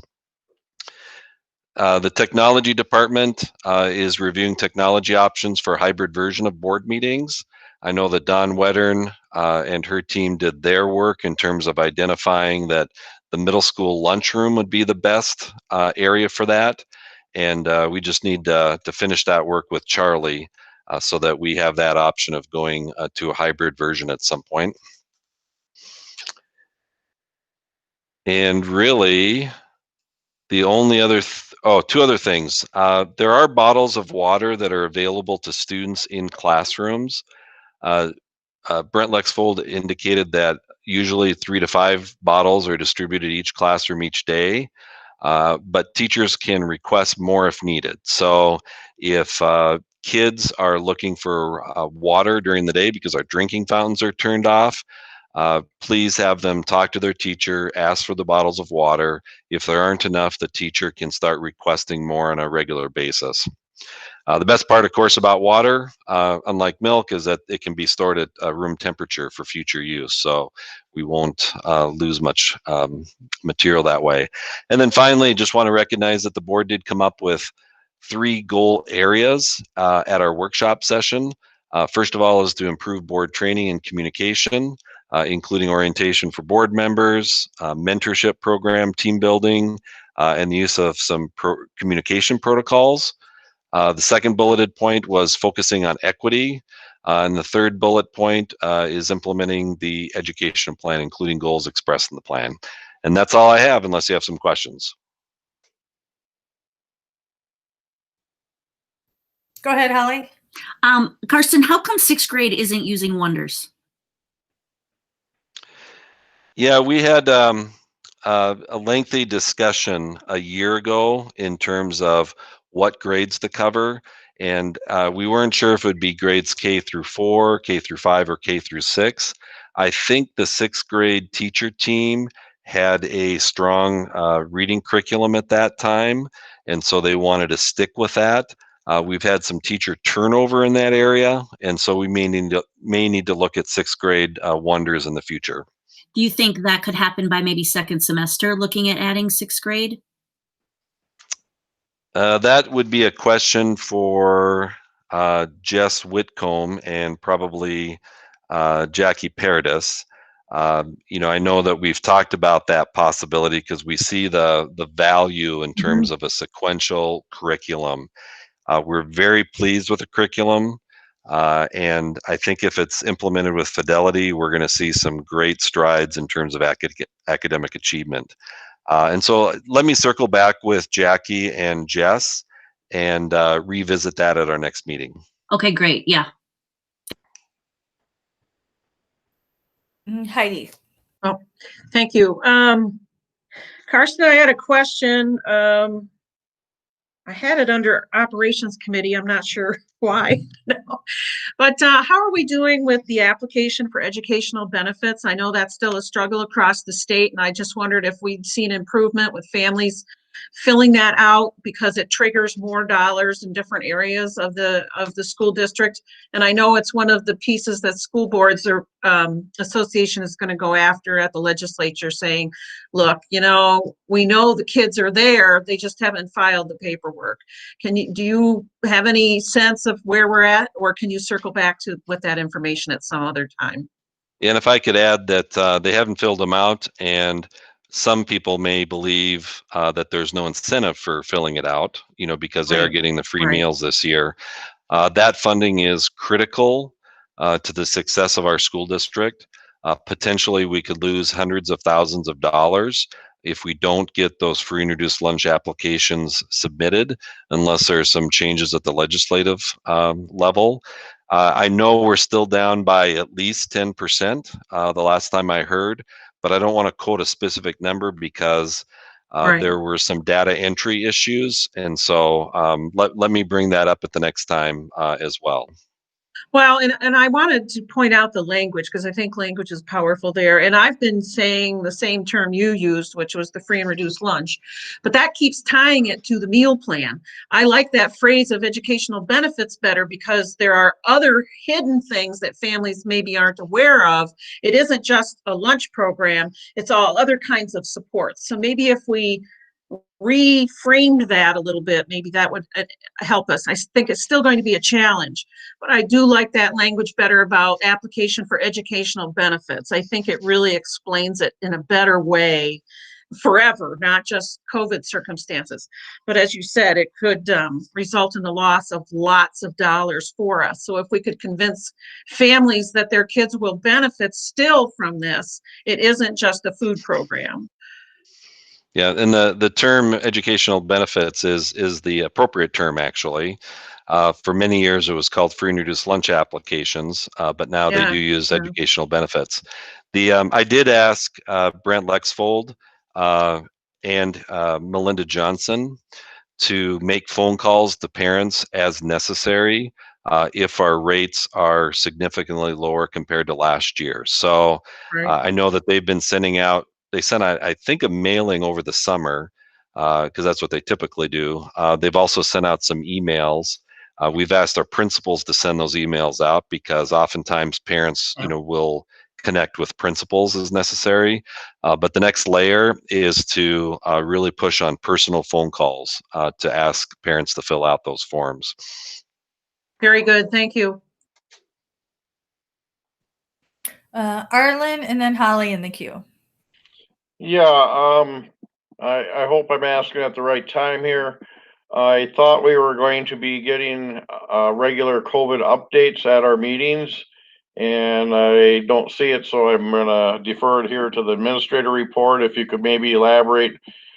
I know we are getting access to the table that's released on Thursday, but maybe you could just kind of state a little bit about where we're at on that.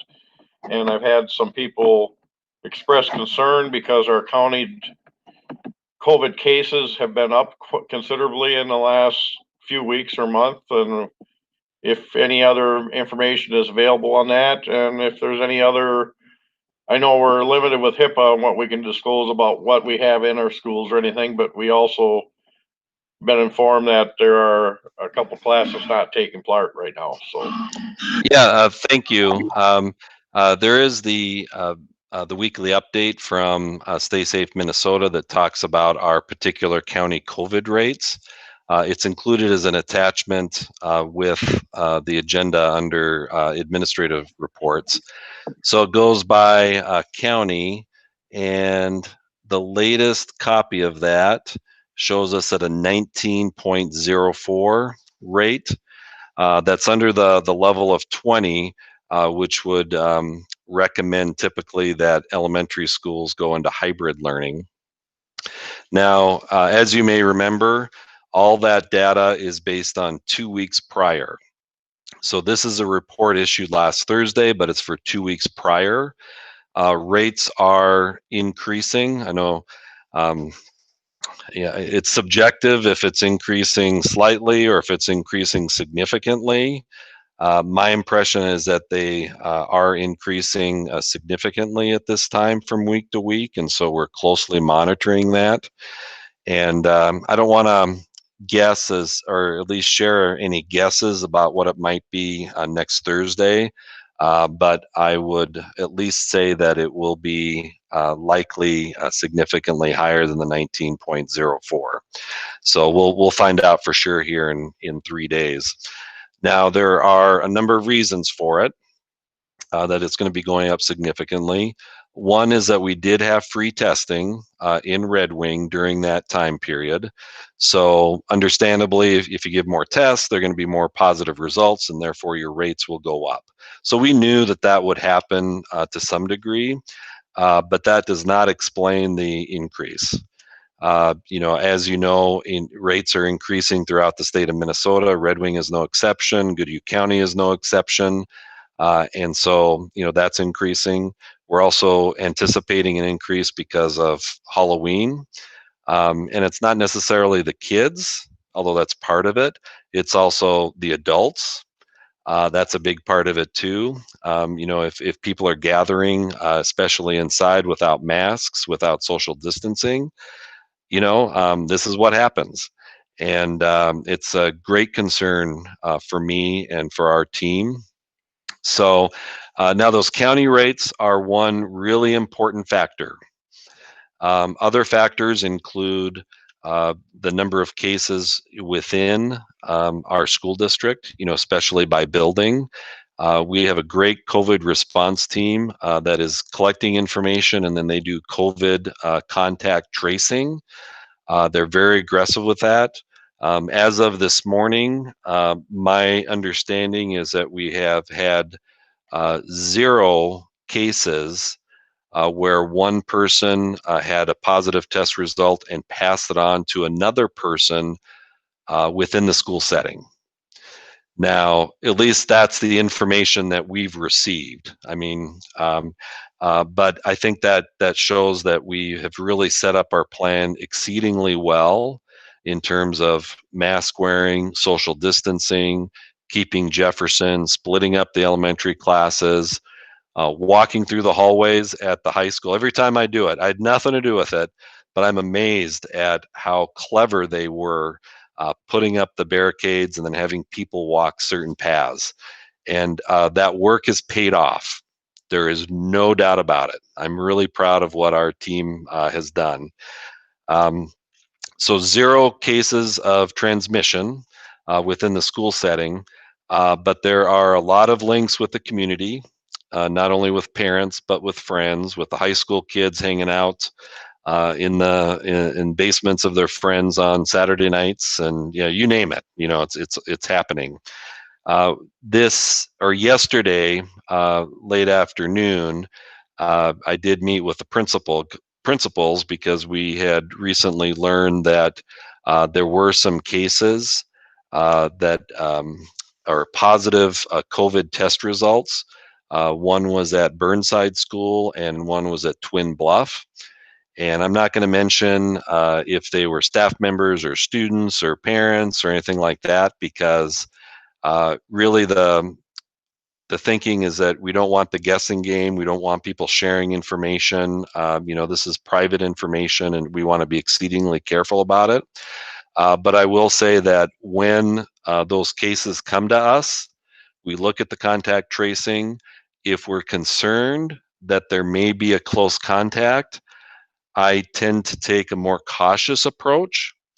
At the elementary levels, that will likely mean that, let's say if a student or a staff member was in a elementary classroom and had a positive COVID, we found out later, then typically what I'll do for grades E through 4 would be to send the entire class to distance learning for a couple of weeks. In this case from yesterday, I went a step further. There were classrooms that had 0 people with confirmed positive cases of COVID. But just because I was concerned about some of the dynamics, within the building and, possible contacts, I did take an extra step, and in the end, all second grade classes at Burnside and at the middle and at Twin Bluff were sent to distance learning for 2 weeks, about 2 weeks. So again, that does not mean that there was a positive case in each one of those classrooms, but I thought it was prudent to take that action. So that's kind of where we are right now as far as COVID.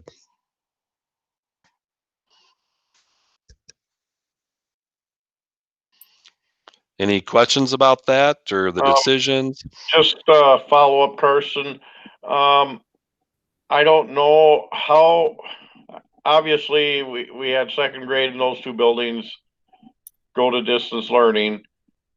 Did we report that to everybody in the building or because I'm hearing some people said they didn't know anything about this happening, and then the rumors are going around, well, what's going on and everything else. And just from my perspective, I think it would be good to release that information that we're going to restrict have distance learning in second grade in these two buildings and put that out to the entire district that we're doing it. So it's supposedly some people found this out today, and maybe they're uninformed, maybe they don't follow emails, maybe they were notified, but I hope we inform everybody in our district when that action is taken.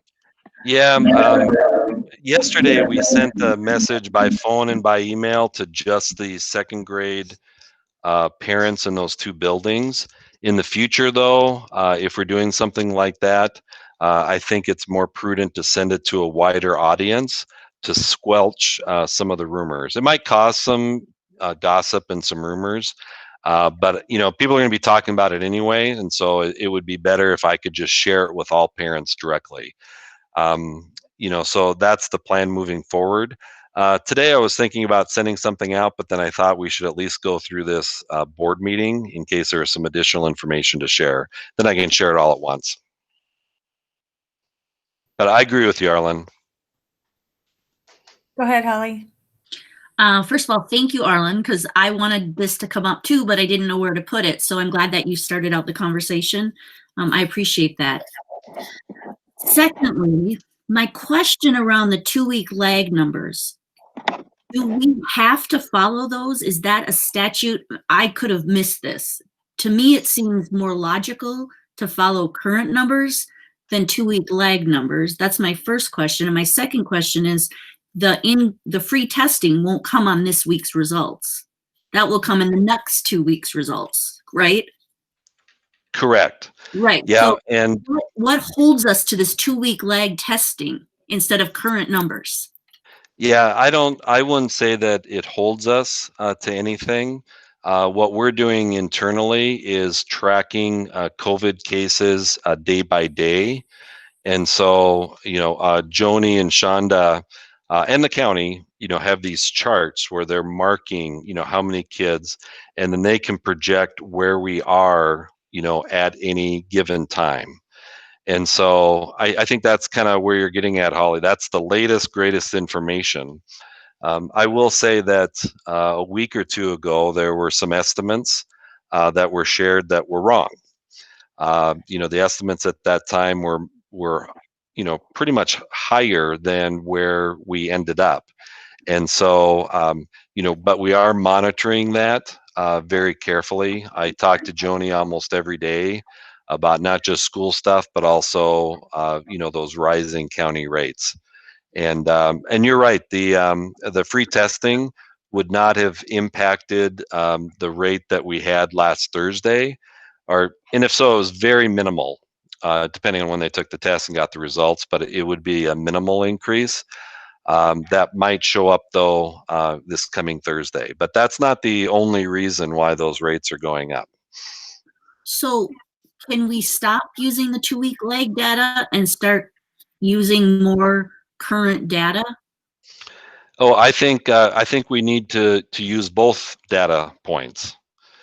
And you know, one thing I asked Vicki from the county today is, you know, I want her estimate as far as what the county COVID rate will be on this Thursday, just to verify kind of all the practices that are taking place. So we know for sure that you know, all the data that we're getting is as accurate as possible.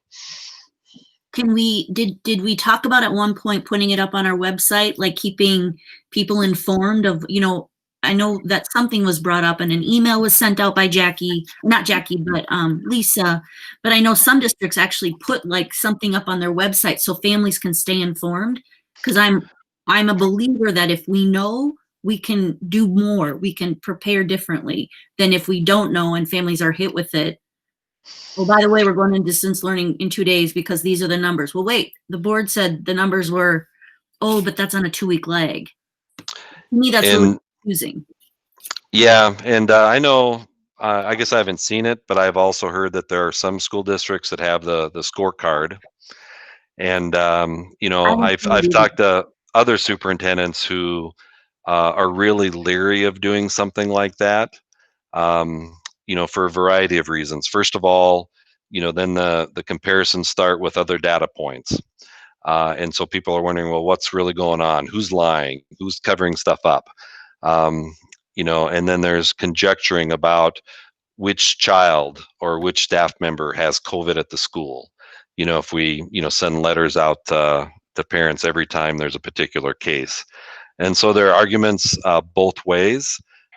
Instead, at least so far, our tact has been, if there's someone with COVID, let's say, then we will determine who is close contact with that particular person, and then we inform the parents whenever that's the case. So it's kind of the scalpel approach, so that we contact those people who need to pay special attention to what's happening with their child in the classroom or at home. Would it be difficult to do for Joni and Shonda and Dawn to look at a website every morning and say, these are the 2 week ago numbers, this is what the state is reporting, and this is what we are reporting in? How would that be a difficult thing to do?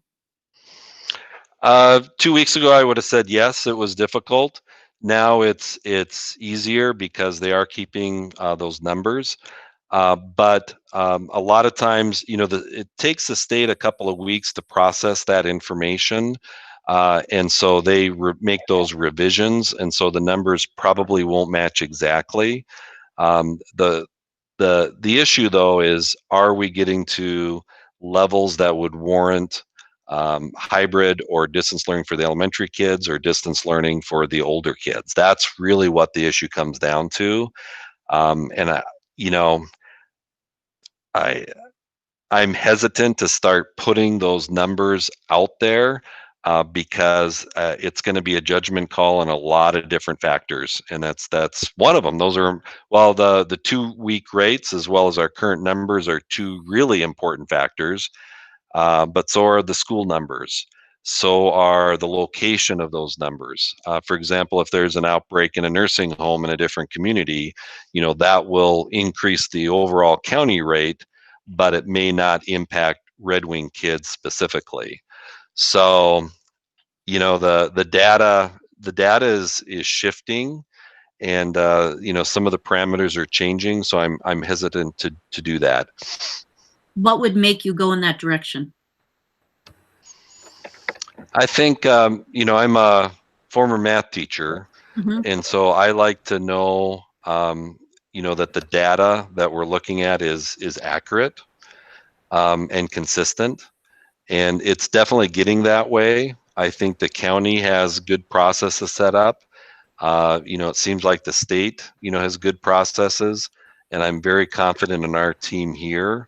And so that would be one step, and then I'd really need to know from the board if that's something that the board wants posted on a regular basis. But I think there are positives to that, but there are also negatives, and so we have to go into it, eyes wide open. Okay, thank you. Yeah. Go ahead, Mike. Listening to the governor's or the task force presentations, not on a daily basis, but every day that they do it, they preface it by saying that sometimes some of the numbers are higher than they would have been because they're catching up with cases that were diagnosed previously. So to do it on a daily basis, you're not getting a necessarily accurate number. You know, they'll miss 4 cases, or there will be, you know, processing delays, data entry delays, whatever, and you won't have a necessarily accurate number. I would assume that's why they are putting out these 2-week ones, so they're more sure of those numbers as opposed to trying to do it on a daily basis on something that's fluctuating and that's counting on no human error in the entry. But yeah, I don't know. Just what I just wanted to say that they say they're constantly adding things in and that are lagging from previous weeks. I was thinking Carson's math brain would say with a standard deviation of 3. Like you could that's where I was going with that person. Like, well, I could put that out there, but the standard deviation is like 2.8. You know, by right. What's the margin of error, though? Right. You know, kind of tied to what Holly suggested. You know, I could mark up an easy to read chart, and you know, just kind of work internally to see what that would look like, how accurate it is, and what some of the positives and negatives are. So at least if we decide that we want to do something like that, at least it's ready to go. So, and I could certainly talk to the COVID response team to see what that could look like. You know, and in some ways it would be really helpful, you know, to have kind of a standard document just internally, just so that we get the quick snapshot, exactly where we are. You know, because that saves us time, because every time we meet, you know, we're double checking the numbers and, okay, was that included back here or not? You know, that kind of thing. So I'd be willing to do that with our COVID team. So you can update us at least. Yeah, or at least give a summary. Yeah. Mm-hmm. The math department might help too, or the social studies department, if they track this pandemic in the country. Is it going away, like Jim said, in 3 days, or is it going to continue? I'm teasing Jim.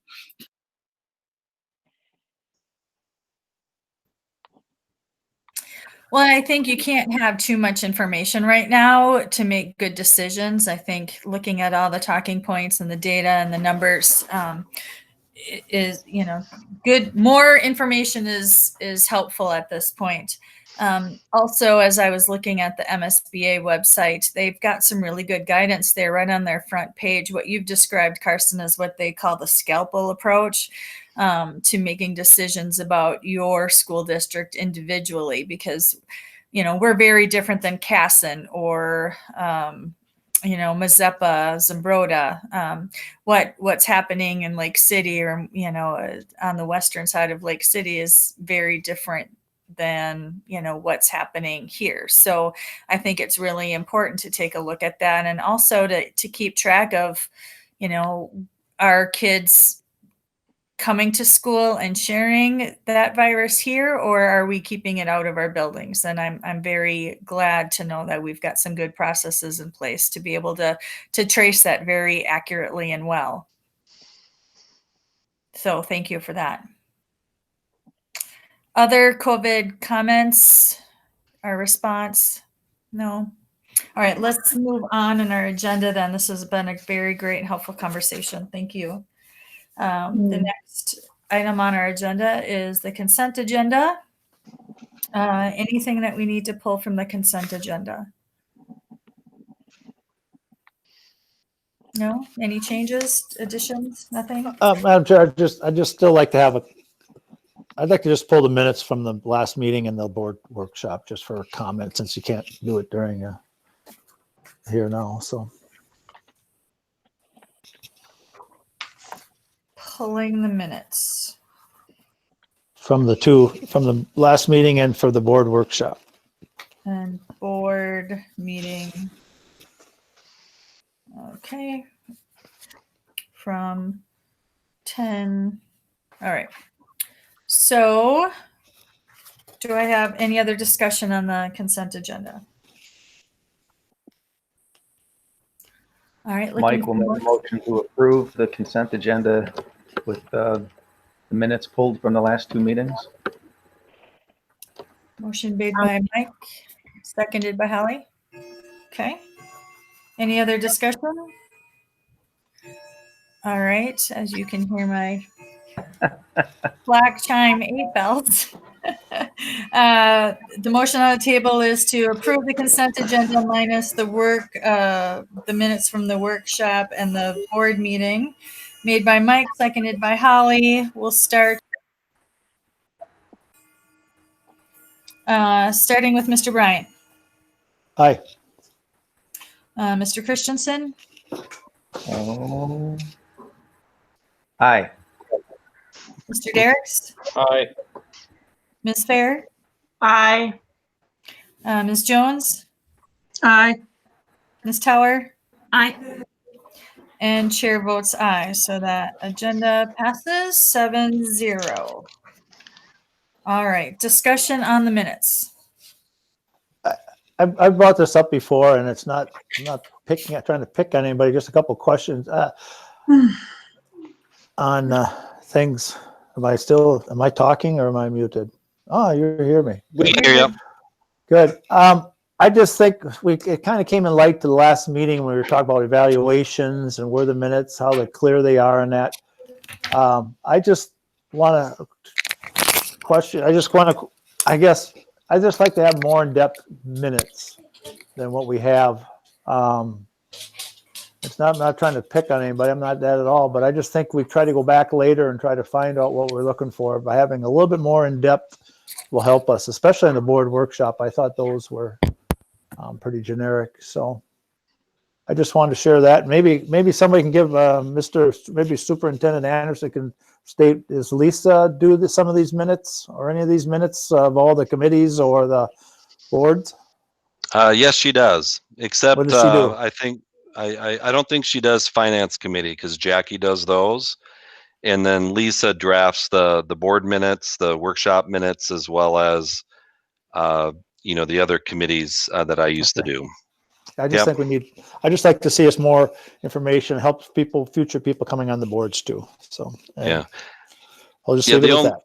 The only thing is with the like the regular meeting minutes, I know that others generally suggest that we try to keep it at just the motions that are actually made and then the votes in favor and against, just because that's the action of the board. And so if we start going into more detailed explanations about each item, about what Jim thinks or Holly thinks, first, that's not the purpose of the actual minutes. And it can also be very, very subjective, and that can lead to all sorts of issues.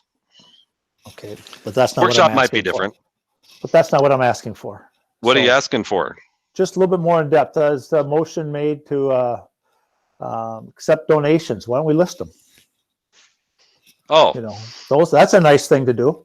sure. Request for land lease. What land are we leasing?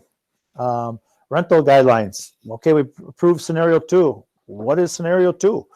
I mean, somebody's got to go back and look. I mean, some little things. I'm not asking to say he said, she said type thing, but give the information so people don't have to dig around so much and look around for things.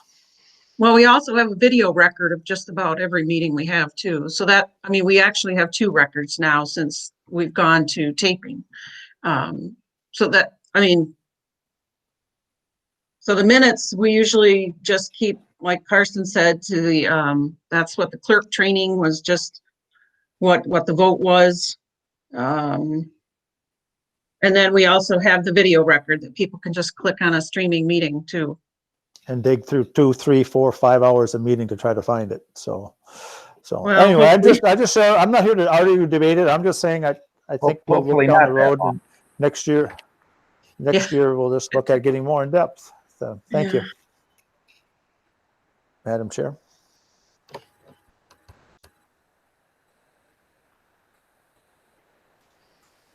Sorry, I'm using a different device tonight, and it's hard to keep finding that mute button, so I apologize. Any other comments on the minutes that you would like to share? Anybody? Do we need a separate motion to accept the minutes then? Yes, we do. Mike will make that motion. Mike will make that motion. And who would like to second it? Arlen seconds. All right. Motion made by Mike to accept the minutes. Arlen seconds. Any other discussion? All right, we'll take a roll call vote. I'll just say, I was looking through the minutes, and having the minutes referencing what we've been doing is it's like all you have to do is go back to the previous meetings agendas to find out what they are. You know what resolution 2 is and who we gave those things to. It's just doubling the effort putting the stuff out, although it might be handy to do so that maybe if you put a link on it, then it could flip right back to it. But so far, our board books are not exactly that slick. Just my opinion. Ready. I like Ready to the vote. idea of a link. We'll work on that. All right, we'll start the roll call vote with you, Mr. Christensen. We're Aye. voting on the minutes. Aye. Both minutes, yep. Yep. And Mr. Derricks? Aye. Ms. Fair? Aye. Ms. Jones? Aye. Ms. Tower? Aye. Mr. Bryant?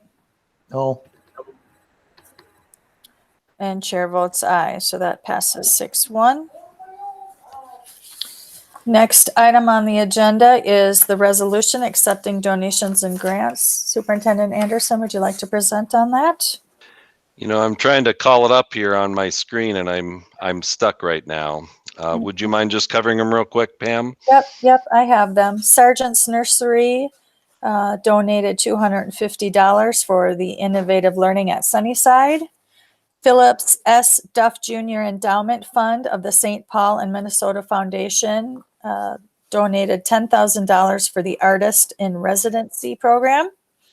Sarah Bonser donated some scooters to the rehab, valued at $640. And the Jones Family Foundation donated $53,290 for virtual training and the 16 building technology leads. Absolutely amazing to read that list. Very humbling. Yeah, and I know earlier in the meeting there was a presentation about the technology work and the days to prepare teachers for the next step. And without the donation from the Jones Family Foundation, it would be a struggle to find the resources to pay for it. So they're paying for the building leads. They're paying for the virtual learning pack that we've talked about. They really stepped up as they always do for the school district, so appreciate that. And then also the Duff Foundation, the $10,000 donation kind of is paired with the Red Wing School Foundation, and both of those together paid for Wing Huey's work with the Perspectives class, as well as a staff development opportunity here for all teachers before the beginning of the school year. So, and I don't know if you've had a chance to be downtown, but there are some posters in many of our businesses. Hold on just a second.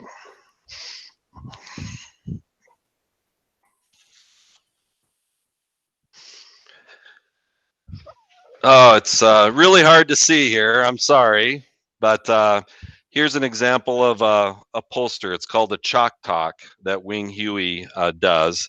And he has a national presence, by the way. He lives in Minneapolis, but has strong connections with the Anderson Center and Red Wing Arts. And so we're thrilled to land him. But the 8th graders go through this particular work where they're learning about themselves and their own biases with the thought that you need to understand yourself before you can work really well with others. And so as part of that, they do a walk, a chalk walk, where they talk about something important to them, on a chalkboard essentially. And so you see things like this throughout the community in various businesses. And I walked downtown not too long ago, and just looked at the pictures of our 8th graders and some of the comments they made, and it was really impactful. Wing is coming back, I believe, each quarter. Well, I know he's going to be working with all 8th graders, during the year, and I think it's each quarter that he's working with the class. And once again, it's because of the Red Wing School Foundation as well as the Duff Foundation that we were able to provide that opportunity.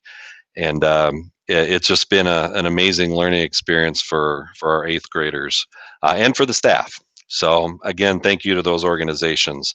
Once again, Dave Lewis from Sargent Nursery, he was on the agenda at another time too. He made another donation instead of buying things through fundraisers, but he donated it to a different school. So that's why you see Sargent Nurseries a second time. And our many thanks to all of those groups for their tremendous support and partnership with the district. Thank you. I'm looking for a motion to pass this resolution. Motion to approve with a comment? Yep. Second. Motion made by Jim, seconded by Holly. Any other discussion?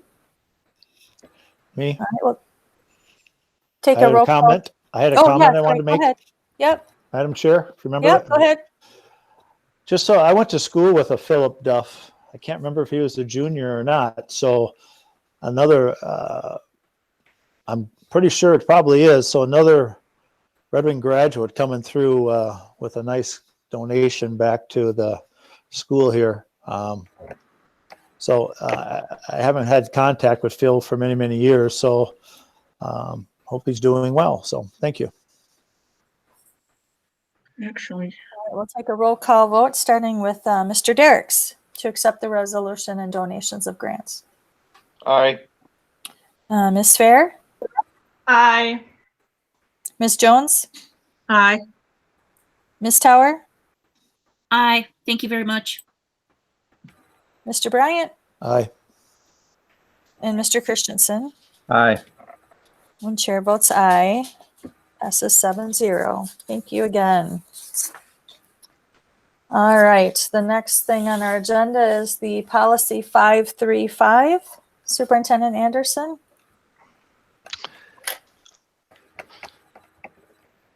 Sorry, I'm having problems with my computer today. We'll see if I can access it.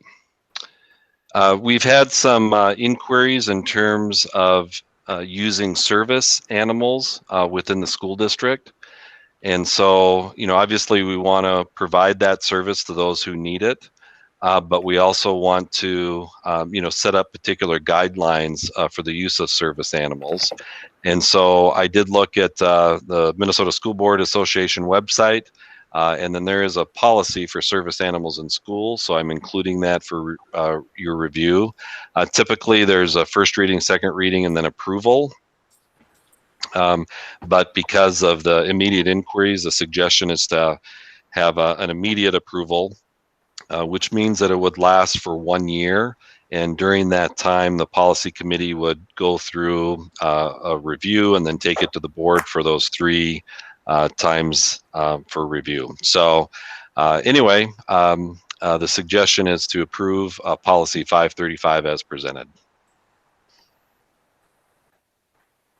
So many of you know that in my professional life, this is what I do for a living. Is I have a therapy dog program in the hospice world, and we train therapy animals to go out and visit. And so I do significant training in the community about the difference between service dogs and therapy dogs. There's a big difference.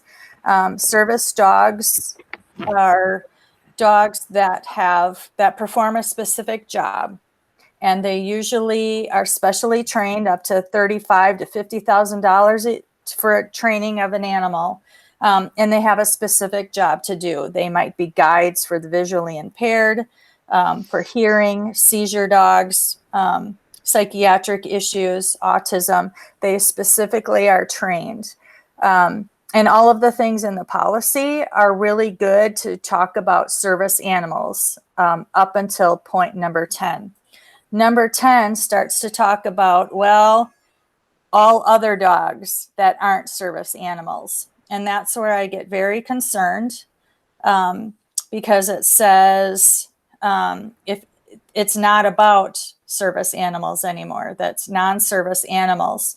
And I get very concerned about non-service animals because non-service animals mean they are pets. They are not specifically trained. They are not coming to do a specific job. And I think we need more guidance around what we want to allow in the buildings. It just says to reasonably accommodate the students' access to the school district's programs and activities. So what does that mean? Do we allow somebody's cat to come in because they're going to be able to do better schoolwork because the cat's there? What do we have? Vaccination history? Do we have specific protocols for, at the very least, all of these dogs that come in should pass a canine good citizen test so that we know that they can sit, stay, down, come on command. They should have a minimum requirement of vaccinations. So I'm very concerned about number 10 and number 11, the same thing for employees. Right now, there's such little regulation out in the world about non-service animals. You can go on the internet right now and you can say, I've got a psychiatric need. You can pay $100 to any program on the internet. You can get a piece of paper that says, yep, I need my service animal to be able to function. And then you can take that, my pet. And that's how people get pets on planes. Anyway, I could go on and I'm not going to, but I'm concerned about 10 and 11. So I can pass this policy, but I cannot pass number 10 or 11. And then who is in the queue? Holly, were you next? Go ahead. Long time ago, but not too long ago, I worked in a program for students with special needs, severe special needs. And one of my students brought his pet rats to school because they were his therapy rats, and he snuck them in his travel container and brought them into the classroom, in which everybody was like, I want to touch the rats. And, they were trying to let the rats out of the cage, and it caused a colossal meltdown. People were, they were allergic or they were terrified of rats or they had so it was comical at the time for us just because he snuck the rats into school. But the big picture was that we had to have stipulations around how you bring animals in and what certifies that for a variety of reasons. You may have a guinea pig, it's really cute, but that doesn't mean somebody's not going to have a reaction to it in some way. So to prepare people that animals are coming in. So I agree, it should be stricter. It should have more strength to that piece. But I love animals in the building when it's okay. 100%. And I think we are also setting ourselves up for some liability issues. The dogs that we use within our therapy program in hospice, they all are registered through a national registry that provides liability insurance. So God forbid a dog bites somebody, what's the liability of the school? So I think we need to also, if people have an assistance dog or they should at the very least have some liability insurance coming with them. And that's not hard to do, but it is possible. And I think we need to be careful. Service dogs are covered. So we don't have to worry about that piece. And also service dogs are highly trained. So I think it's highly unlikely. Now it's not impossible, but highly unlikely that a service dog would come in and bite a child. Not saying it's not possible, but they're very, very well trained. Arlen. Yeah, I have some major concerns trying to rush a policy through just like this. I am assuming there must have been a request from somebody to prompt this to come about the way it is. I'm curious what policies are in place in other school districts around us and the education district. Because of the concerns that I'm hearing, liability and everything, I want to be responsive if there's a need, which I assume there is for somebody right now. But yet we've existed for over 100 years as a school district without this policy, and trying to push it through on the spur of the moment, what I consider spur of the moment. I'm just having a hard time of approving it tonight. And by the way, I did text Sherry Johnson, who's obviously very knowledgeable about the special education and Section 504 requirements. This policy, except for a couple of minor editing changes, is completely based on the Minnesota School Board Association policy. So they've had legal review. Anyone who has this, almost anyone with this policy, it would be very similar in this regard. And I think, and let's see if Sherry can join us. Hopefully she can. I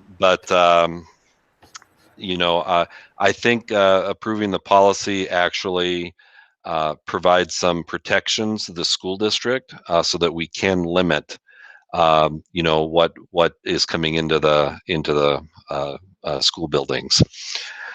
But we can. Oh, here comes Sherry. Thank goodness.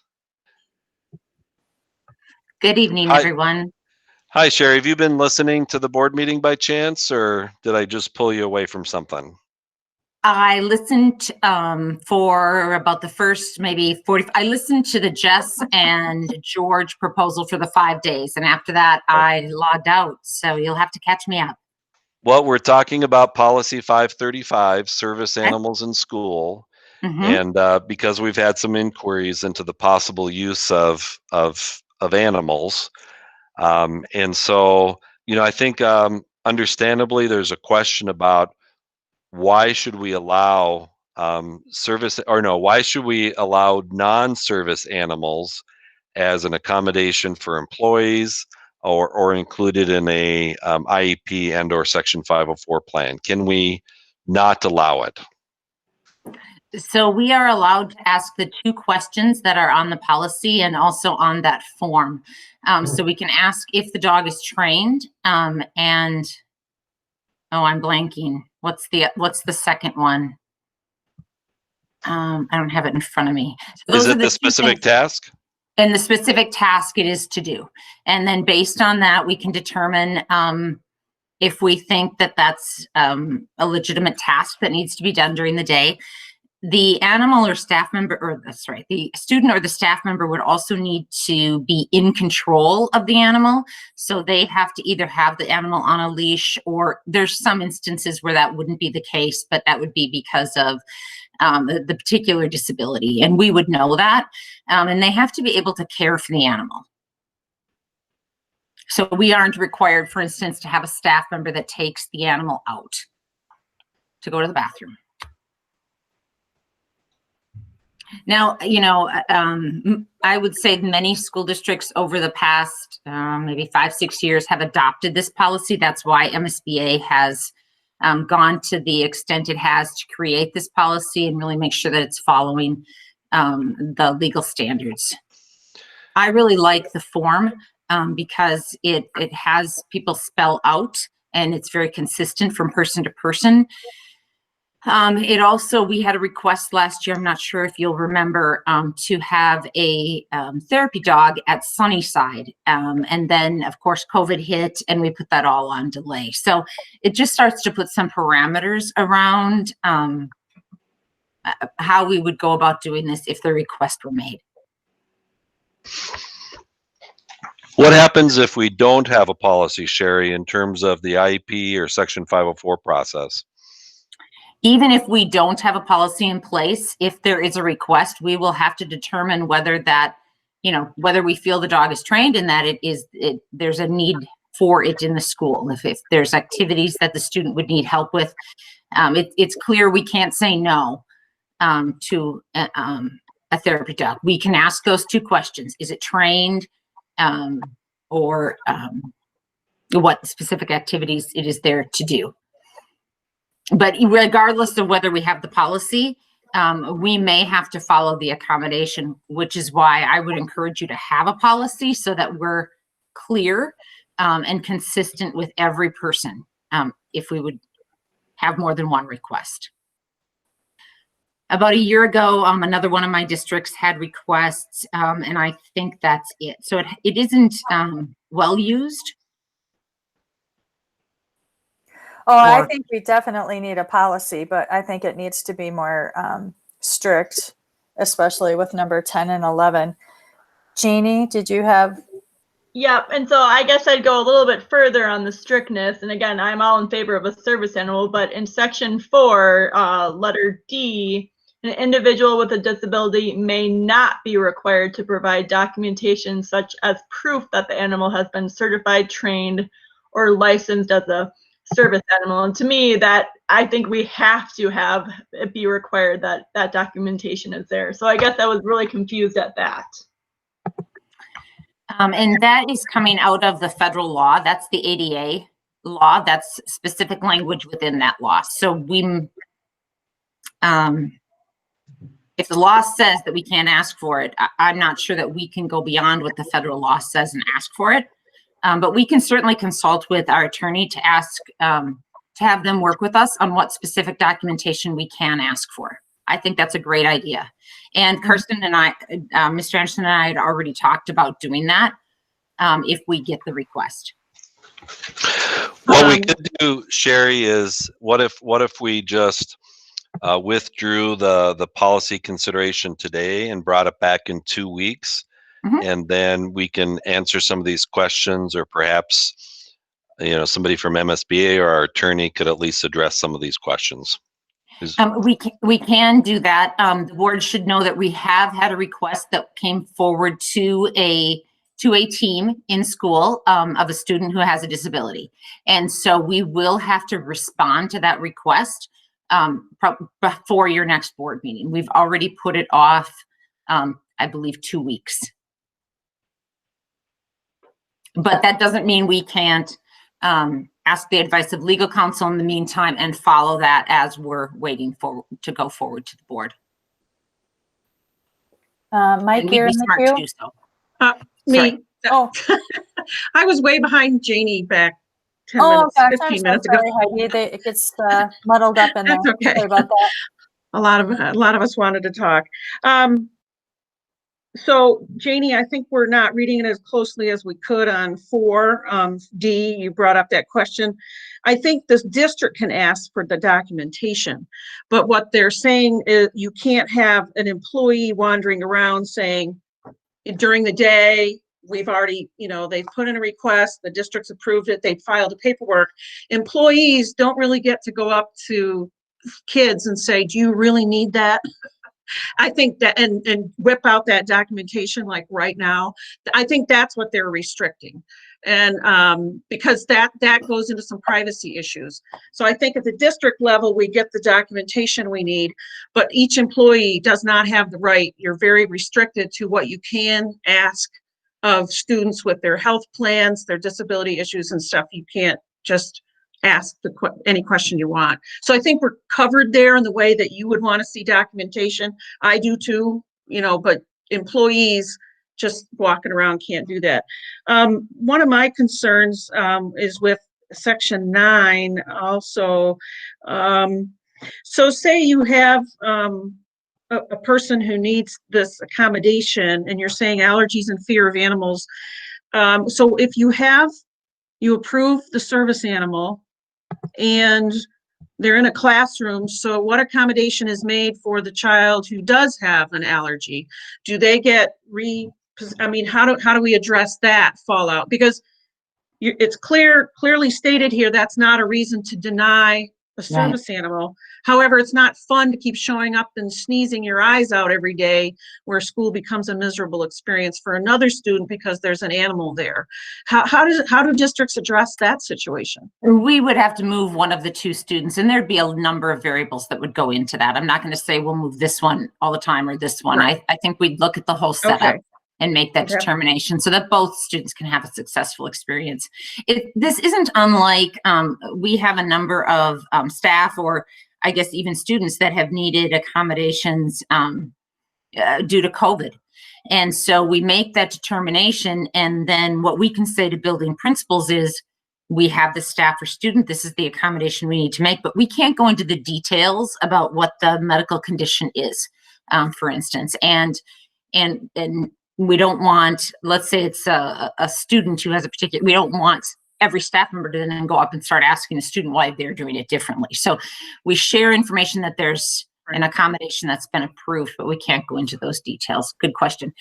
But yes, we would, if there were students that were allergic, we'd find a way to work around that. Okay, thank you. All right. Who else did I miss in the queue?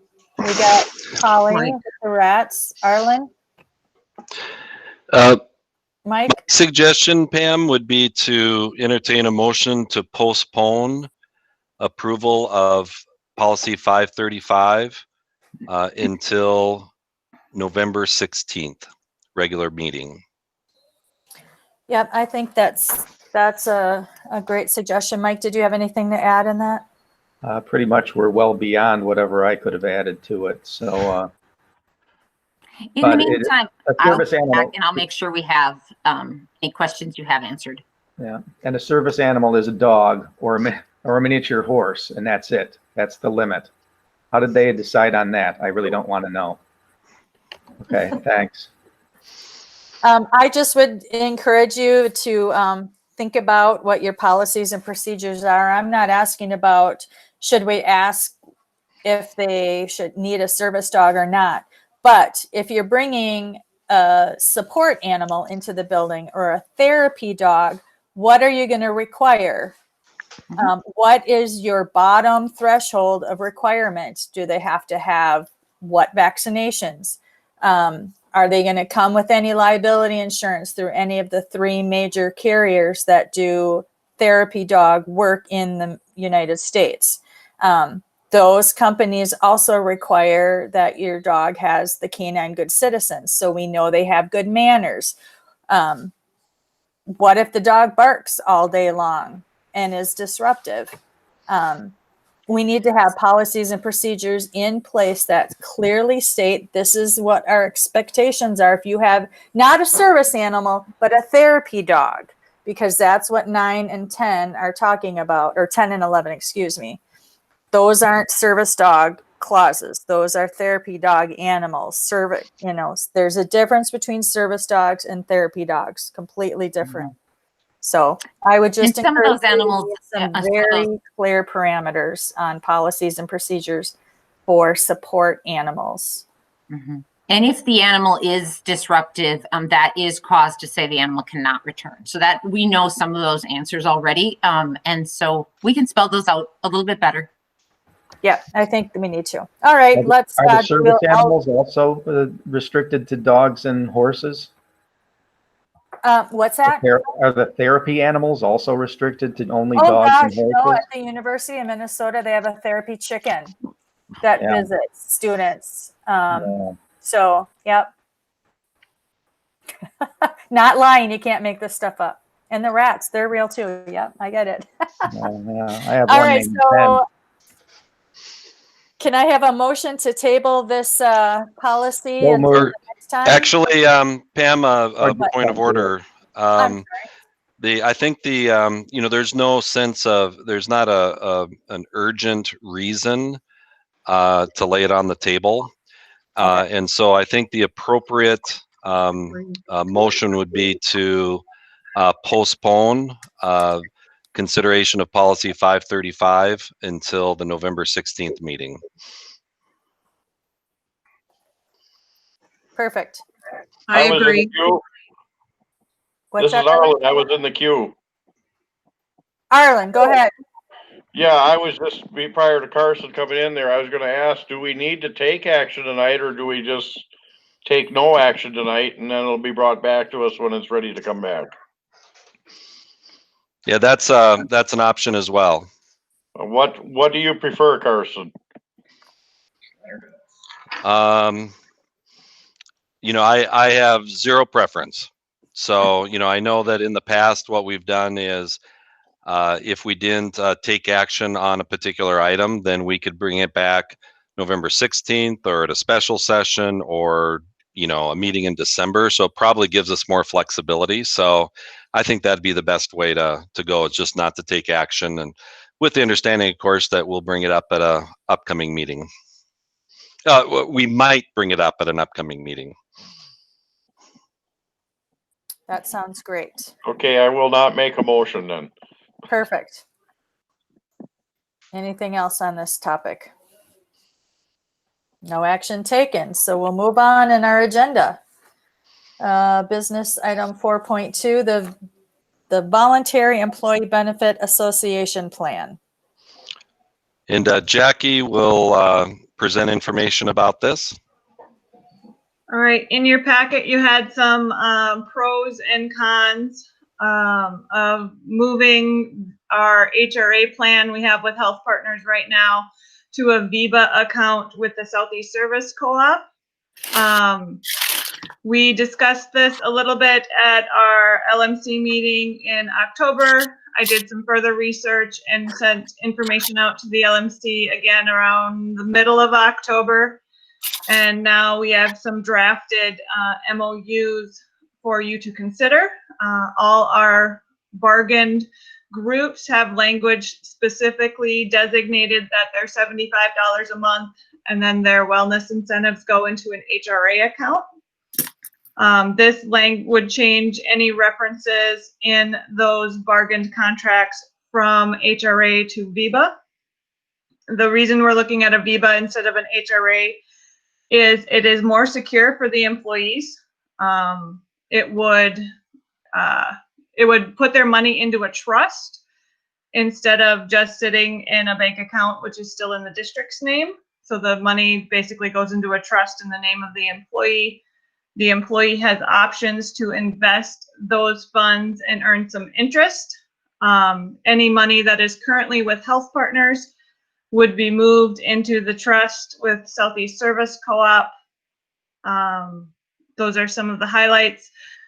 The reason we chose a trust with the Southeast Service Co-op versus doing the trust on our own is the trust with Southeast Service Co-op is already set up. So we would save the $1,500 setup fee. And also their trust has a grandfather provision in it that allows beneficiary. New trusts do not have that grandfather option, and employees would not be able to choose a beneficiary for the funds should they pass away before they are used up. Are there any questions? Anything I missed? I think I saw Jim's name in the queue. Yes, Go ahead, thank you. Thank you. Just make sure I'm reading this right. For members, participants have the ability to invest in mutual funds if they choose, so a fee of $1.50 per month applies. Is that if they choose to be in mutual funds or not? Either way, is there a $1.50 a month fee? It is only if they choose to invest in mutual funds. Okay, thank you.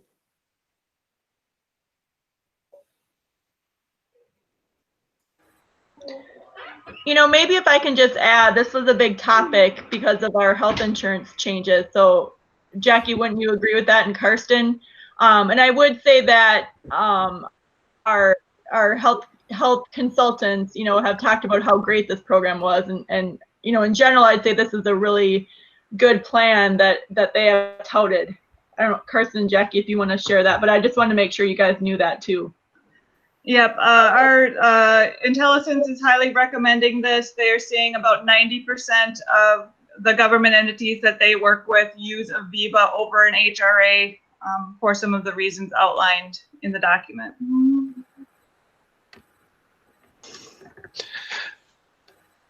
One thing, Jackie, is that, oh, was somebody else in the queue by chance? Okay. One thing, Jackie, is that I'm not sure if all the certified bargaining groups are on board with changing to a VBA. What is the drop dead date for having all parties agree to such a change? In order for us to get open enrollment materials out via mail to the retirees, Further's the third party that administers this trust would like us to have a decision by the end of this week or Monday at the latest, so they can prep materials for us. So in other words, if we did approve something like this tonight, we could have the caveat that that it's all contingent on all parties agreeing to it by Friday, November 6th, for example, or whatever the date is on Friday. Yes. Arlen's in the queue, and then Jim. Yeah, first off, I will be abstaining on this vote due to a conflict of interest. I'm a little reluctant to make any comments here. However, I've never been a fan of a health reimbursement account. The health savings account system that we used before was so much better, in my opinion, than the HRA, but I don't know if obviously that's probably not an option or would have been out there. So, that's where I'll leave it. I will be abstaining. Yeah, just Arlen's comment, the HSA we had prior, because of how the benefits work with the clinic, the HSA is no longer an option as long as we have the Well at Work clinic for tax reasons.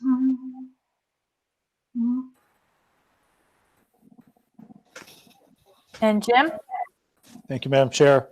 I'll also be abstaining because my wife participates in this plan. So just two things. I agree with Arlen. Being somebody who chaired the county's insurance program for many, many years, HSA is a nice program. I understand the reasons why we can't. I get that. She's absolutely right. You can't do it because of that. So it's all or nothing. So this board's decision tonight is not binding to go forward if one or two groups choose not to. Is that what you're saying?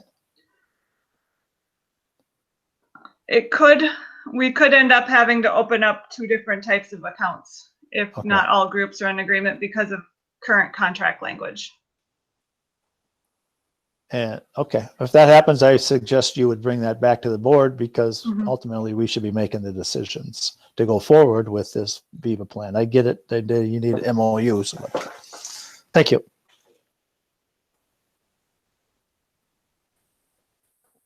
Other comments or questions? I'll make one. Go ahead, Heidi. And I'm sorry, I'm having computer issues. I can't seem to load these documents in my board book. So I'll make a motion that we go ahead with the VEBAs, the VIBAs, with the understanding that we have to create MOUs with bargaining groups and the superintendent. Janie will second it. Any other comments? If not, then we'll take a roll call vote on that motion on the table, starting with Ms. Fair. Aye. Ms. Jones? Aye. Ms. Tower? Aye. Mr. Bryant? Abstain. Mr. Christensen? Aye. Mr. Derricks? Abstain. And chair votes aye, so that passes 5 yeas and 2 abstain. Good, thank you.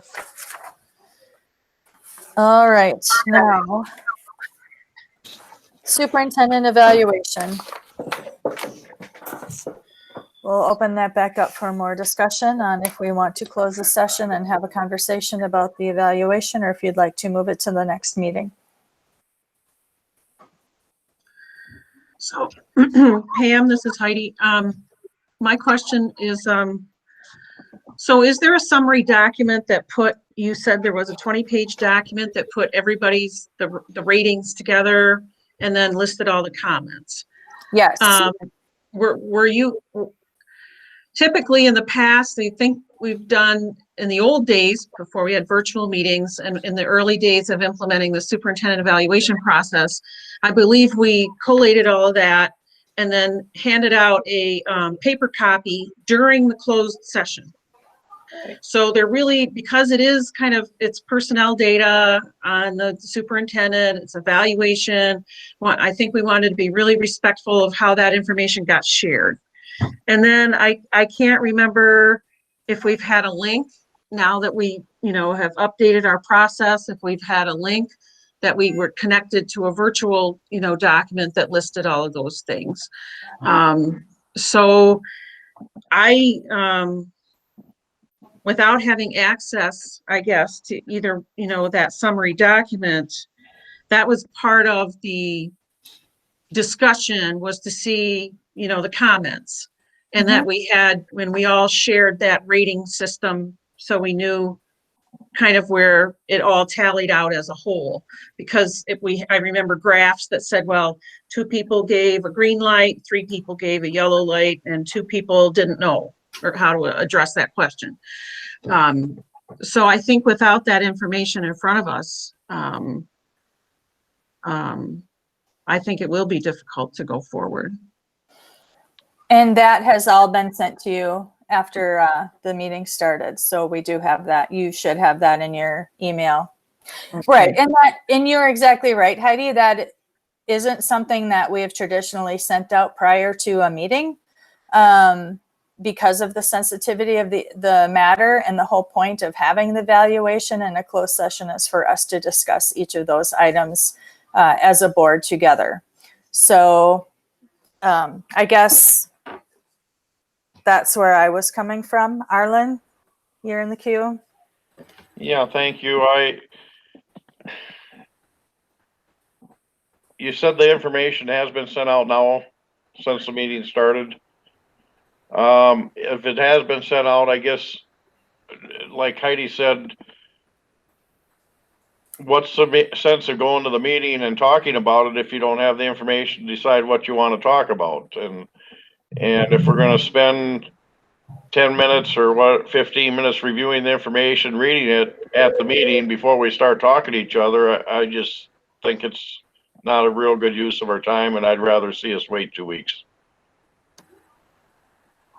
Yeah, this is Mike. I'd say I opened the email and there's a lot of information in there, and it's not collated the way it was in previous superintendent reviews where individuals' comments were all in one place. In this one, each one is an individual page or an individual packet of people's comments. And so it's difficult to, I think it would be difficult to go through it tonight. Okay. Do we want to, how do we want to handle that? Do we want to just take no action, Superintendent Anderson, and bring it back to the next meeting, just like we did on the policy? Yeah, it could be identical. Yeah. If we don't take action, on it, then we can just bring it back 2 weeks from tonight on the 16th. Perfect. I'm fine with that. Anybody else have any comments? No, sounds good. Okay. All right. Are there any protections, Carson, or Pam, about sharing this information? I mean, it's here, but what are the data practices around this packet of information? Can anyone clarify that for me before we move on? Yeah, it is private personnel data about me, and so information cannot be shared with others. Okay. Now, after we have the evaluation take place, then of course at the next regular meeting there's a summary. Summary, yeah. Mm-hmm. Okay. Okay, thank you. So then the next item on our agenda was to talk about opening negotiations, but perhaps we'll just handle that the way we just did the last two items and take no action on that as well. Yeah, I mean, we don't have to have them ordered, but my preference would be to do the same with that possibility, or with that particular item. Yep, sounds good. All right, then the final agenda item is future topics and upcoming meetings. Arlen put his name in I'm sorry? just now. Arlen, okay, Arlen, sorry. I'm sorry, I was a little slow, but I just like to make a comment on the negotiations. Regardless of what takes place, I am not in favor of entering into any negotiations until the new board is seated. And I'm going to put that out right now because we are going to have at least three board. Well, I suppose there could be a write-in, but we're going to have at least 3 new board members. And I think to negotiate, I guess negotiating is one thing, but to usually negotiate to finalize a contract, and to go about doing that when a board may be on board with it or may not be on board with it is just not the thing to do with the turnover we're going to have going into next year. And if this board makes a decision that is not consistent with what a future board wants, it's going to be very chaotic. And I just think it makes sense to wait on negotiations until after the first of the year.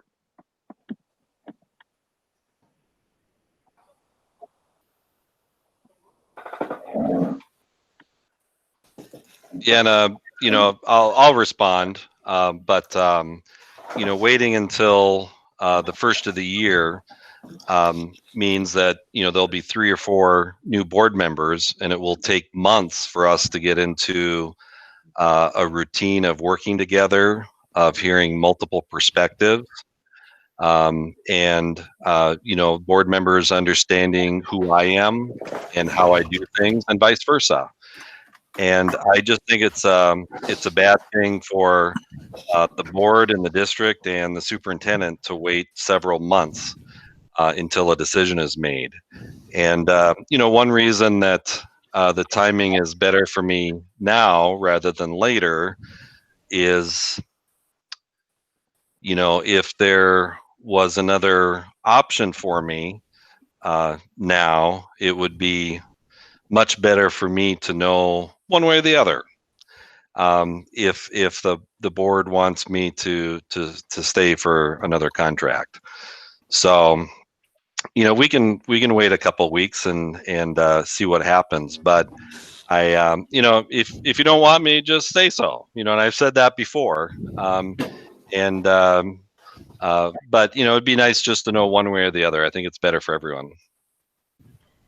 Well, and I think I'd like to remind this board that when we changed the timings of all of our evaluations for the year, the reason we did May and November is specifically because if you do the full evaluation in November, the timing lines up perfectly with whether you want to continue with negotiations. And if not, it gives our superintendent time to search for another job. It's the beginning of the year is when school districts start looking for new administrators. And so that was part of the thinking and the decision in changing the timeline. And also it gives us time as a board that if we wanted to go searching, we're not going to want to start looking for a superintendent in June to start July 1st. That makes zero sense. We want to have somebody on board, ready to go before we get too far into the next year. So that's what I recall from our conversation and the whole reason behind why we switched the timeline. It makes perfect sense. It makes much more common sense to do an evaluation and then decide based on that information, do we want to extend a next contract to the superintendent or not? If we don't, then we have plenty of time. We're setting ourselves up for a better position to find a good candidate if we no longer want to go with this superintendent. It is in our best interest to have this timeline. That is what we've decided as a board. And it's in Karsten's best interest. We owe it to him to cut him loose if that's the decision that we make, so that he has a chance to put his name in pools for other districts and other jobs. He cannot do that in February, March, April, and try and find a job in a couple of months. So it's in our best interest to move on that. Holly, you're back in the queue. No, Mike? No. Okay. I'm not first though. Jeannie There's- was next. I Yeah, there's think. several in front of me, but I've been going back and forth with my thoughts. So Sorry, Jim. Gosh, you know what? My queue keeps going down, so I have to. Heidi's in front of me. So, Who's next? Madam Chair, Heidi's Jeannie. board member Fair is in Janie's front of me. next. Oh, okay, thank you, Although Jamie. that's okay, It takes but a village to do this job. I think Pam said it, so I won't reiterate, but I really feel you guys, for our students and for our staff, we have to make a decision, and we keep on kicking this responsibility down the line, not doing an evaluation, not even discussing it at the committee level. And I think that's irresponsible. If we want to make sure this district is solidified and going the right way, we have to have a leader. So we have to make sure we know where we're going in the future. And I just believe we have to have this decision soon so that we can get the best candidate if we're going to go that route, or sign Carson to some more time. But this is a matter of making sure we have a person, and the right person, and a qualified person in the superintendent position. That's all I got to say. Thank you. Jim, Oh, did I Thank get you. it right? Or did I I mess don't up? know. I don't know. You I'm got so it right. confused as to who's all in there myself. So, I know. couple comments. I'm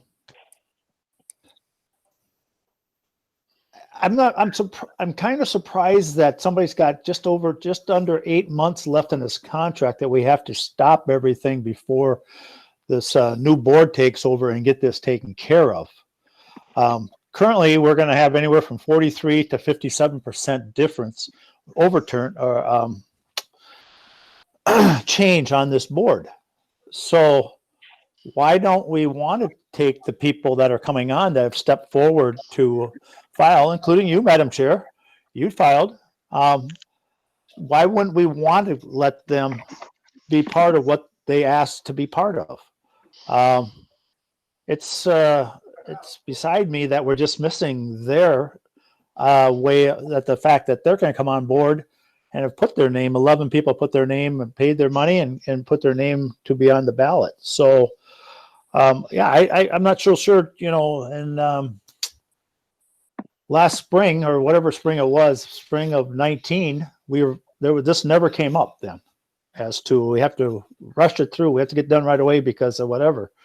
But now we have to rush it through based upon the fact that you think it needs to be done. It can be done with the new board. If the person's good enough to qualify, let them get their put on there. It's but I don't know why we have to run through. Somebody's got 8 months left in their contract to come up with before the end of the year, to bring back before the board negotiations. So yeah, I wouldn't support that. I think Arlen's absolutely dead on with this. Let the new board, who's going to be involved for 2 to 4 years, at least 2 years, working together with him, and go forward with that. So. All right, Heidi. Yes, now it's me. Well, and you know, I've got to endorse, you know, your approach, Pam, about the process. And it's just a timing issue, too. And, you know, you're right about the pool of candidates. And to leave it to a new board, they're going to have zero experience and nothing specific to evaluate. And so I think that's kind of a strange approach too, where people who have worked with somebody for years, a minimum of 2 years, some of us 10 years, and And to disregard that experience, working experience, I think is kind of how I see it. So we're going to be running the evaluation exercise. I think this discussion is somewhat premature too. We did this exercise as a board. It's one of our greatest responsibilities. And this is just the rhythm of how superintendent evaluations work. This isn't a mystery. This is how it's done out there. And we're trying to do it according to best practice with MSBA, actually adding another level of evaluation mid-year.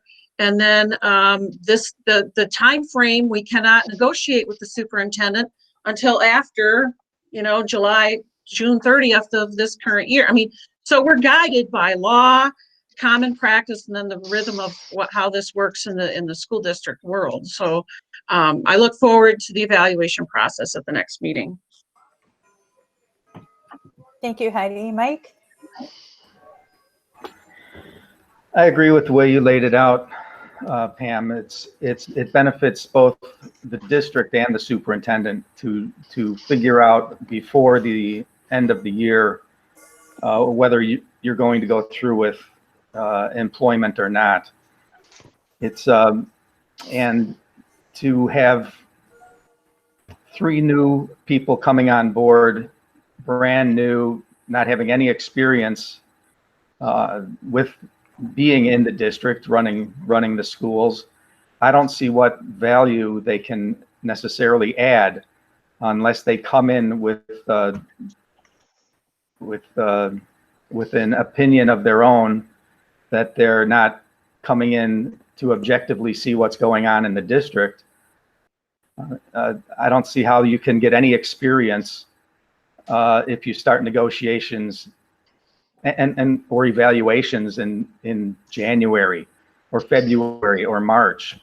It takes a long time to get up to speed with what's going on in the district, and it takes a lot of experience talking with people in the district and the administrators and teachers as to what is going on and how things are working. And it's absurd to think that 3 inexperienced people can add value to an evaluation of something that they have not experienced.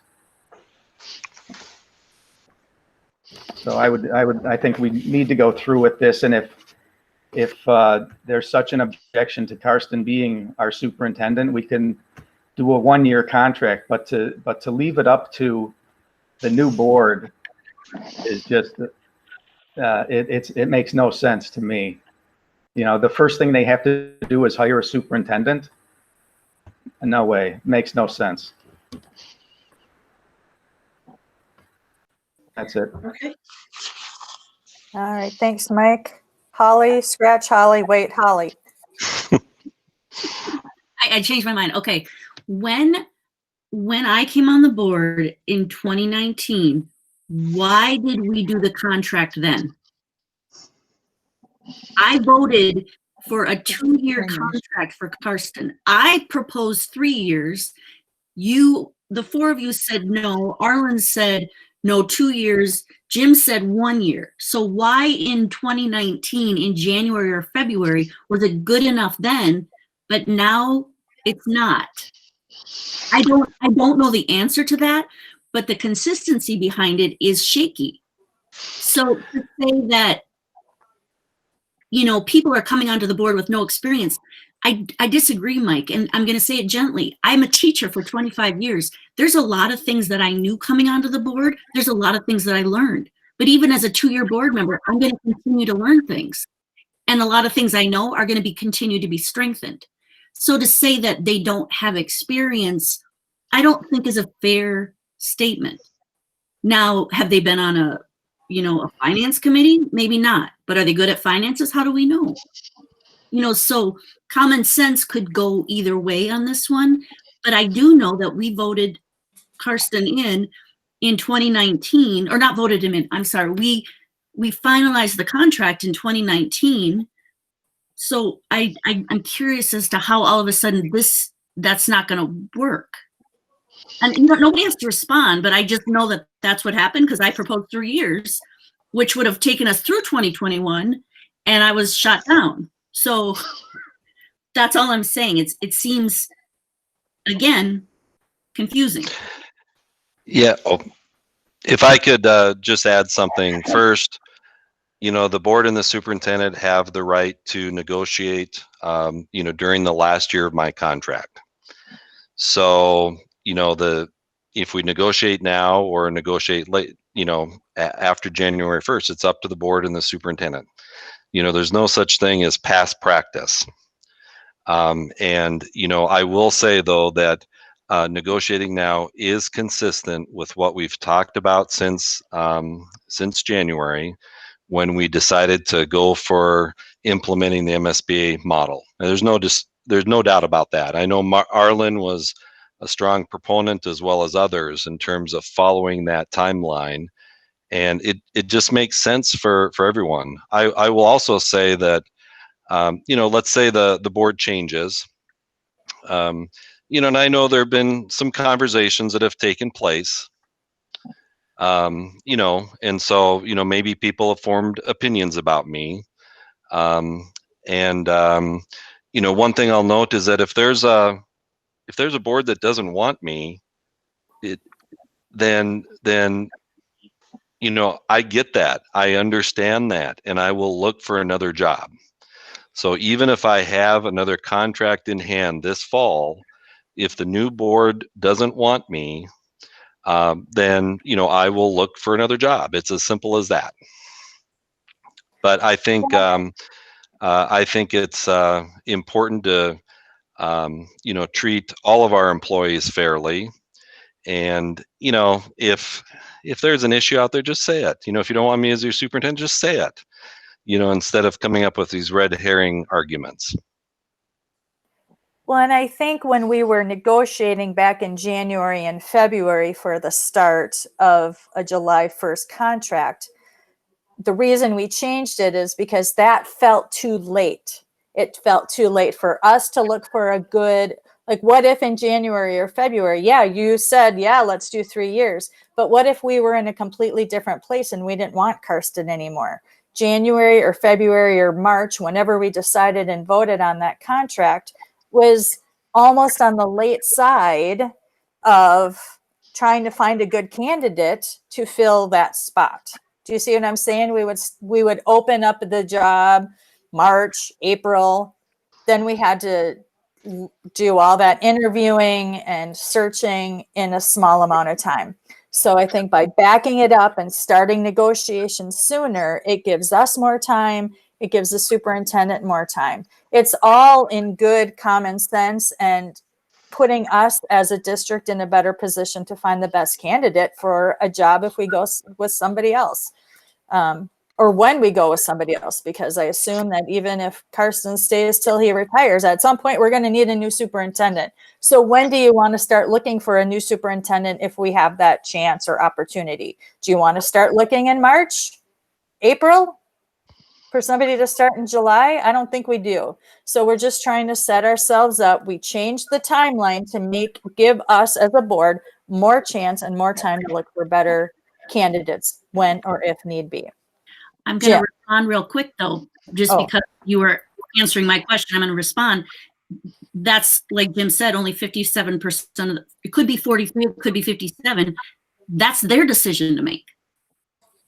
Can I ask too, wasn't 2018, so that fall before, Holly, on your question about the timeline, didn't we have a very important referendum that fall, or am I just getting old and I don't necessarily, or was that 2016? I'm sorry. We That's did. the same one. I mean, now we have COVID. I mean, we could always have a very thing. But I'm trying to figure out like a little bit of the timeline of what your point is, because I agree with you. And I think, I mean, if the referendum was in fall of 2018, and I think much of that was depending on, gosh, if this doesn't go through, like we could be going another direction or something. So I just kind of wanted to give that perspective. That makes sense to me. Thank you because I'm trying to figure out like, you know, it's like, okay, now we have to do this. And I'm like, okay. So that's just kind of where my head was. But, you know, when we say we, like we're assuming we is going to be for the next 3 years. We stops tomorrow with 3 We new board members stops to vote on. December 31st. However, we for the next 4 years are not we anymore.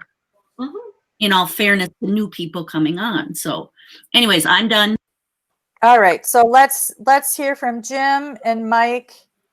Holly, do you have anything more to say? You're in the queue, but I'll keep, okay. So Jim and Mike, and then I think that we can move on.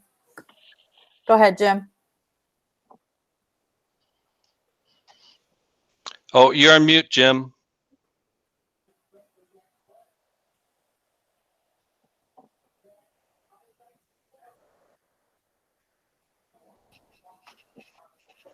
I pulled a Madam Chairman there on that time there. Couldn't find my mute button. Right?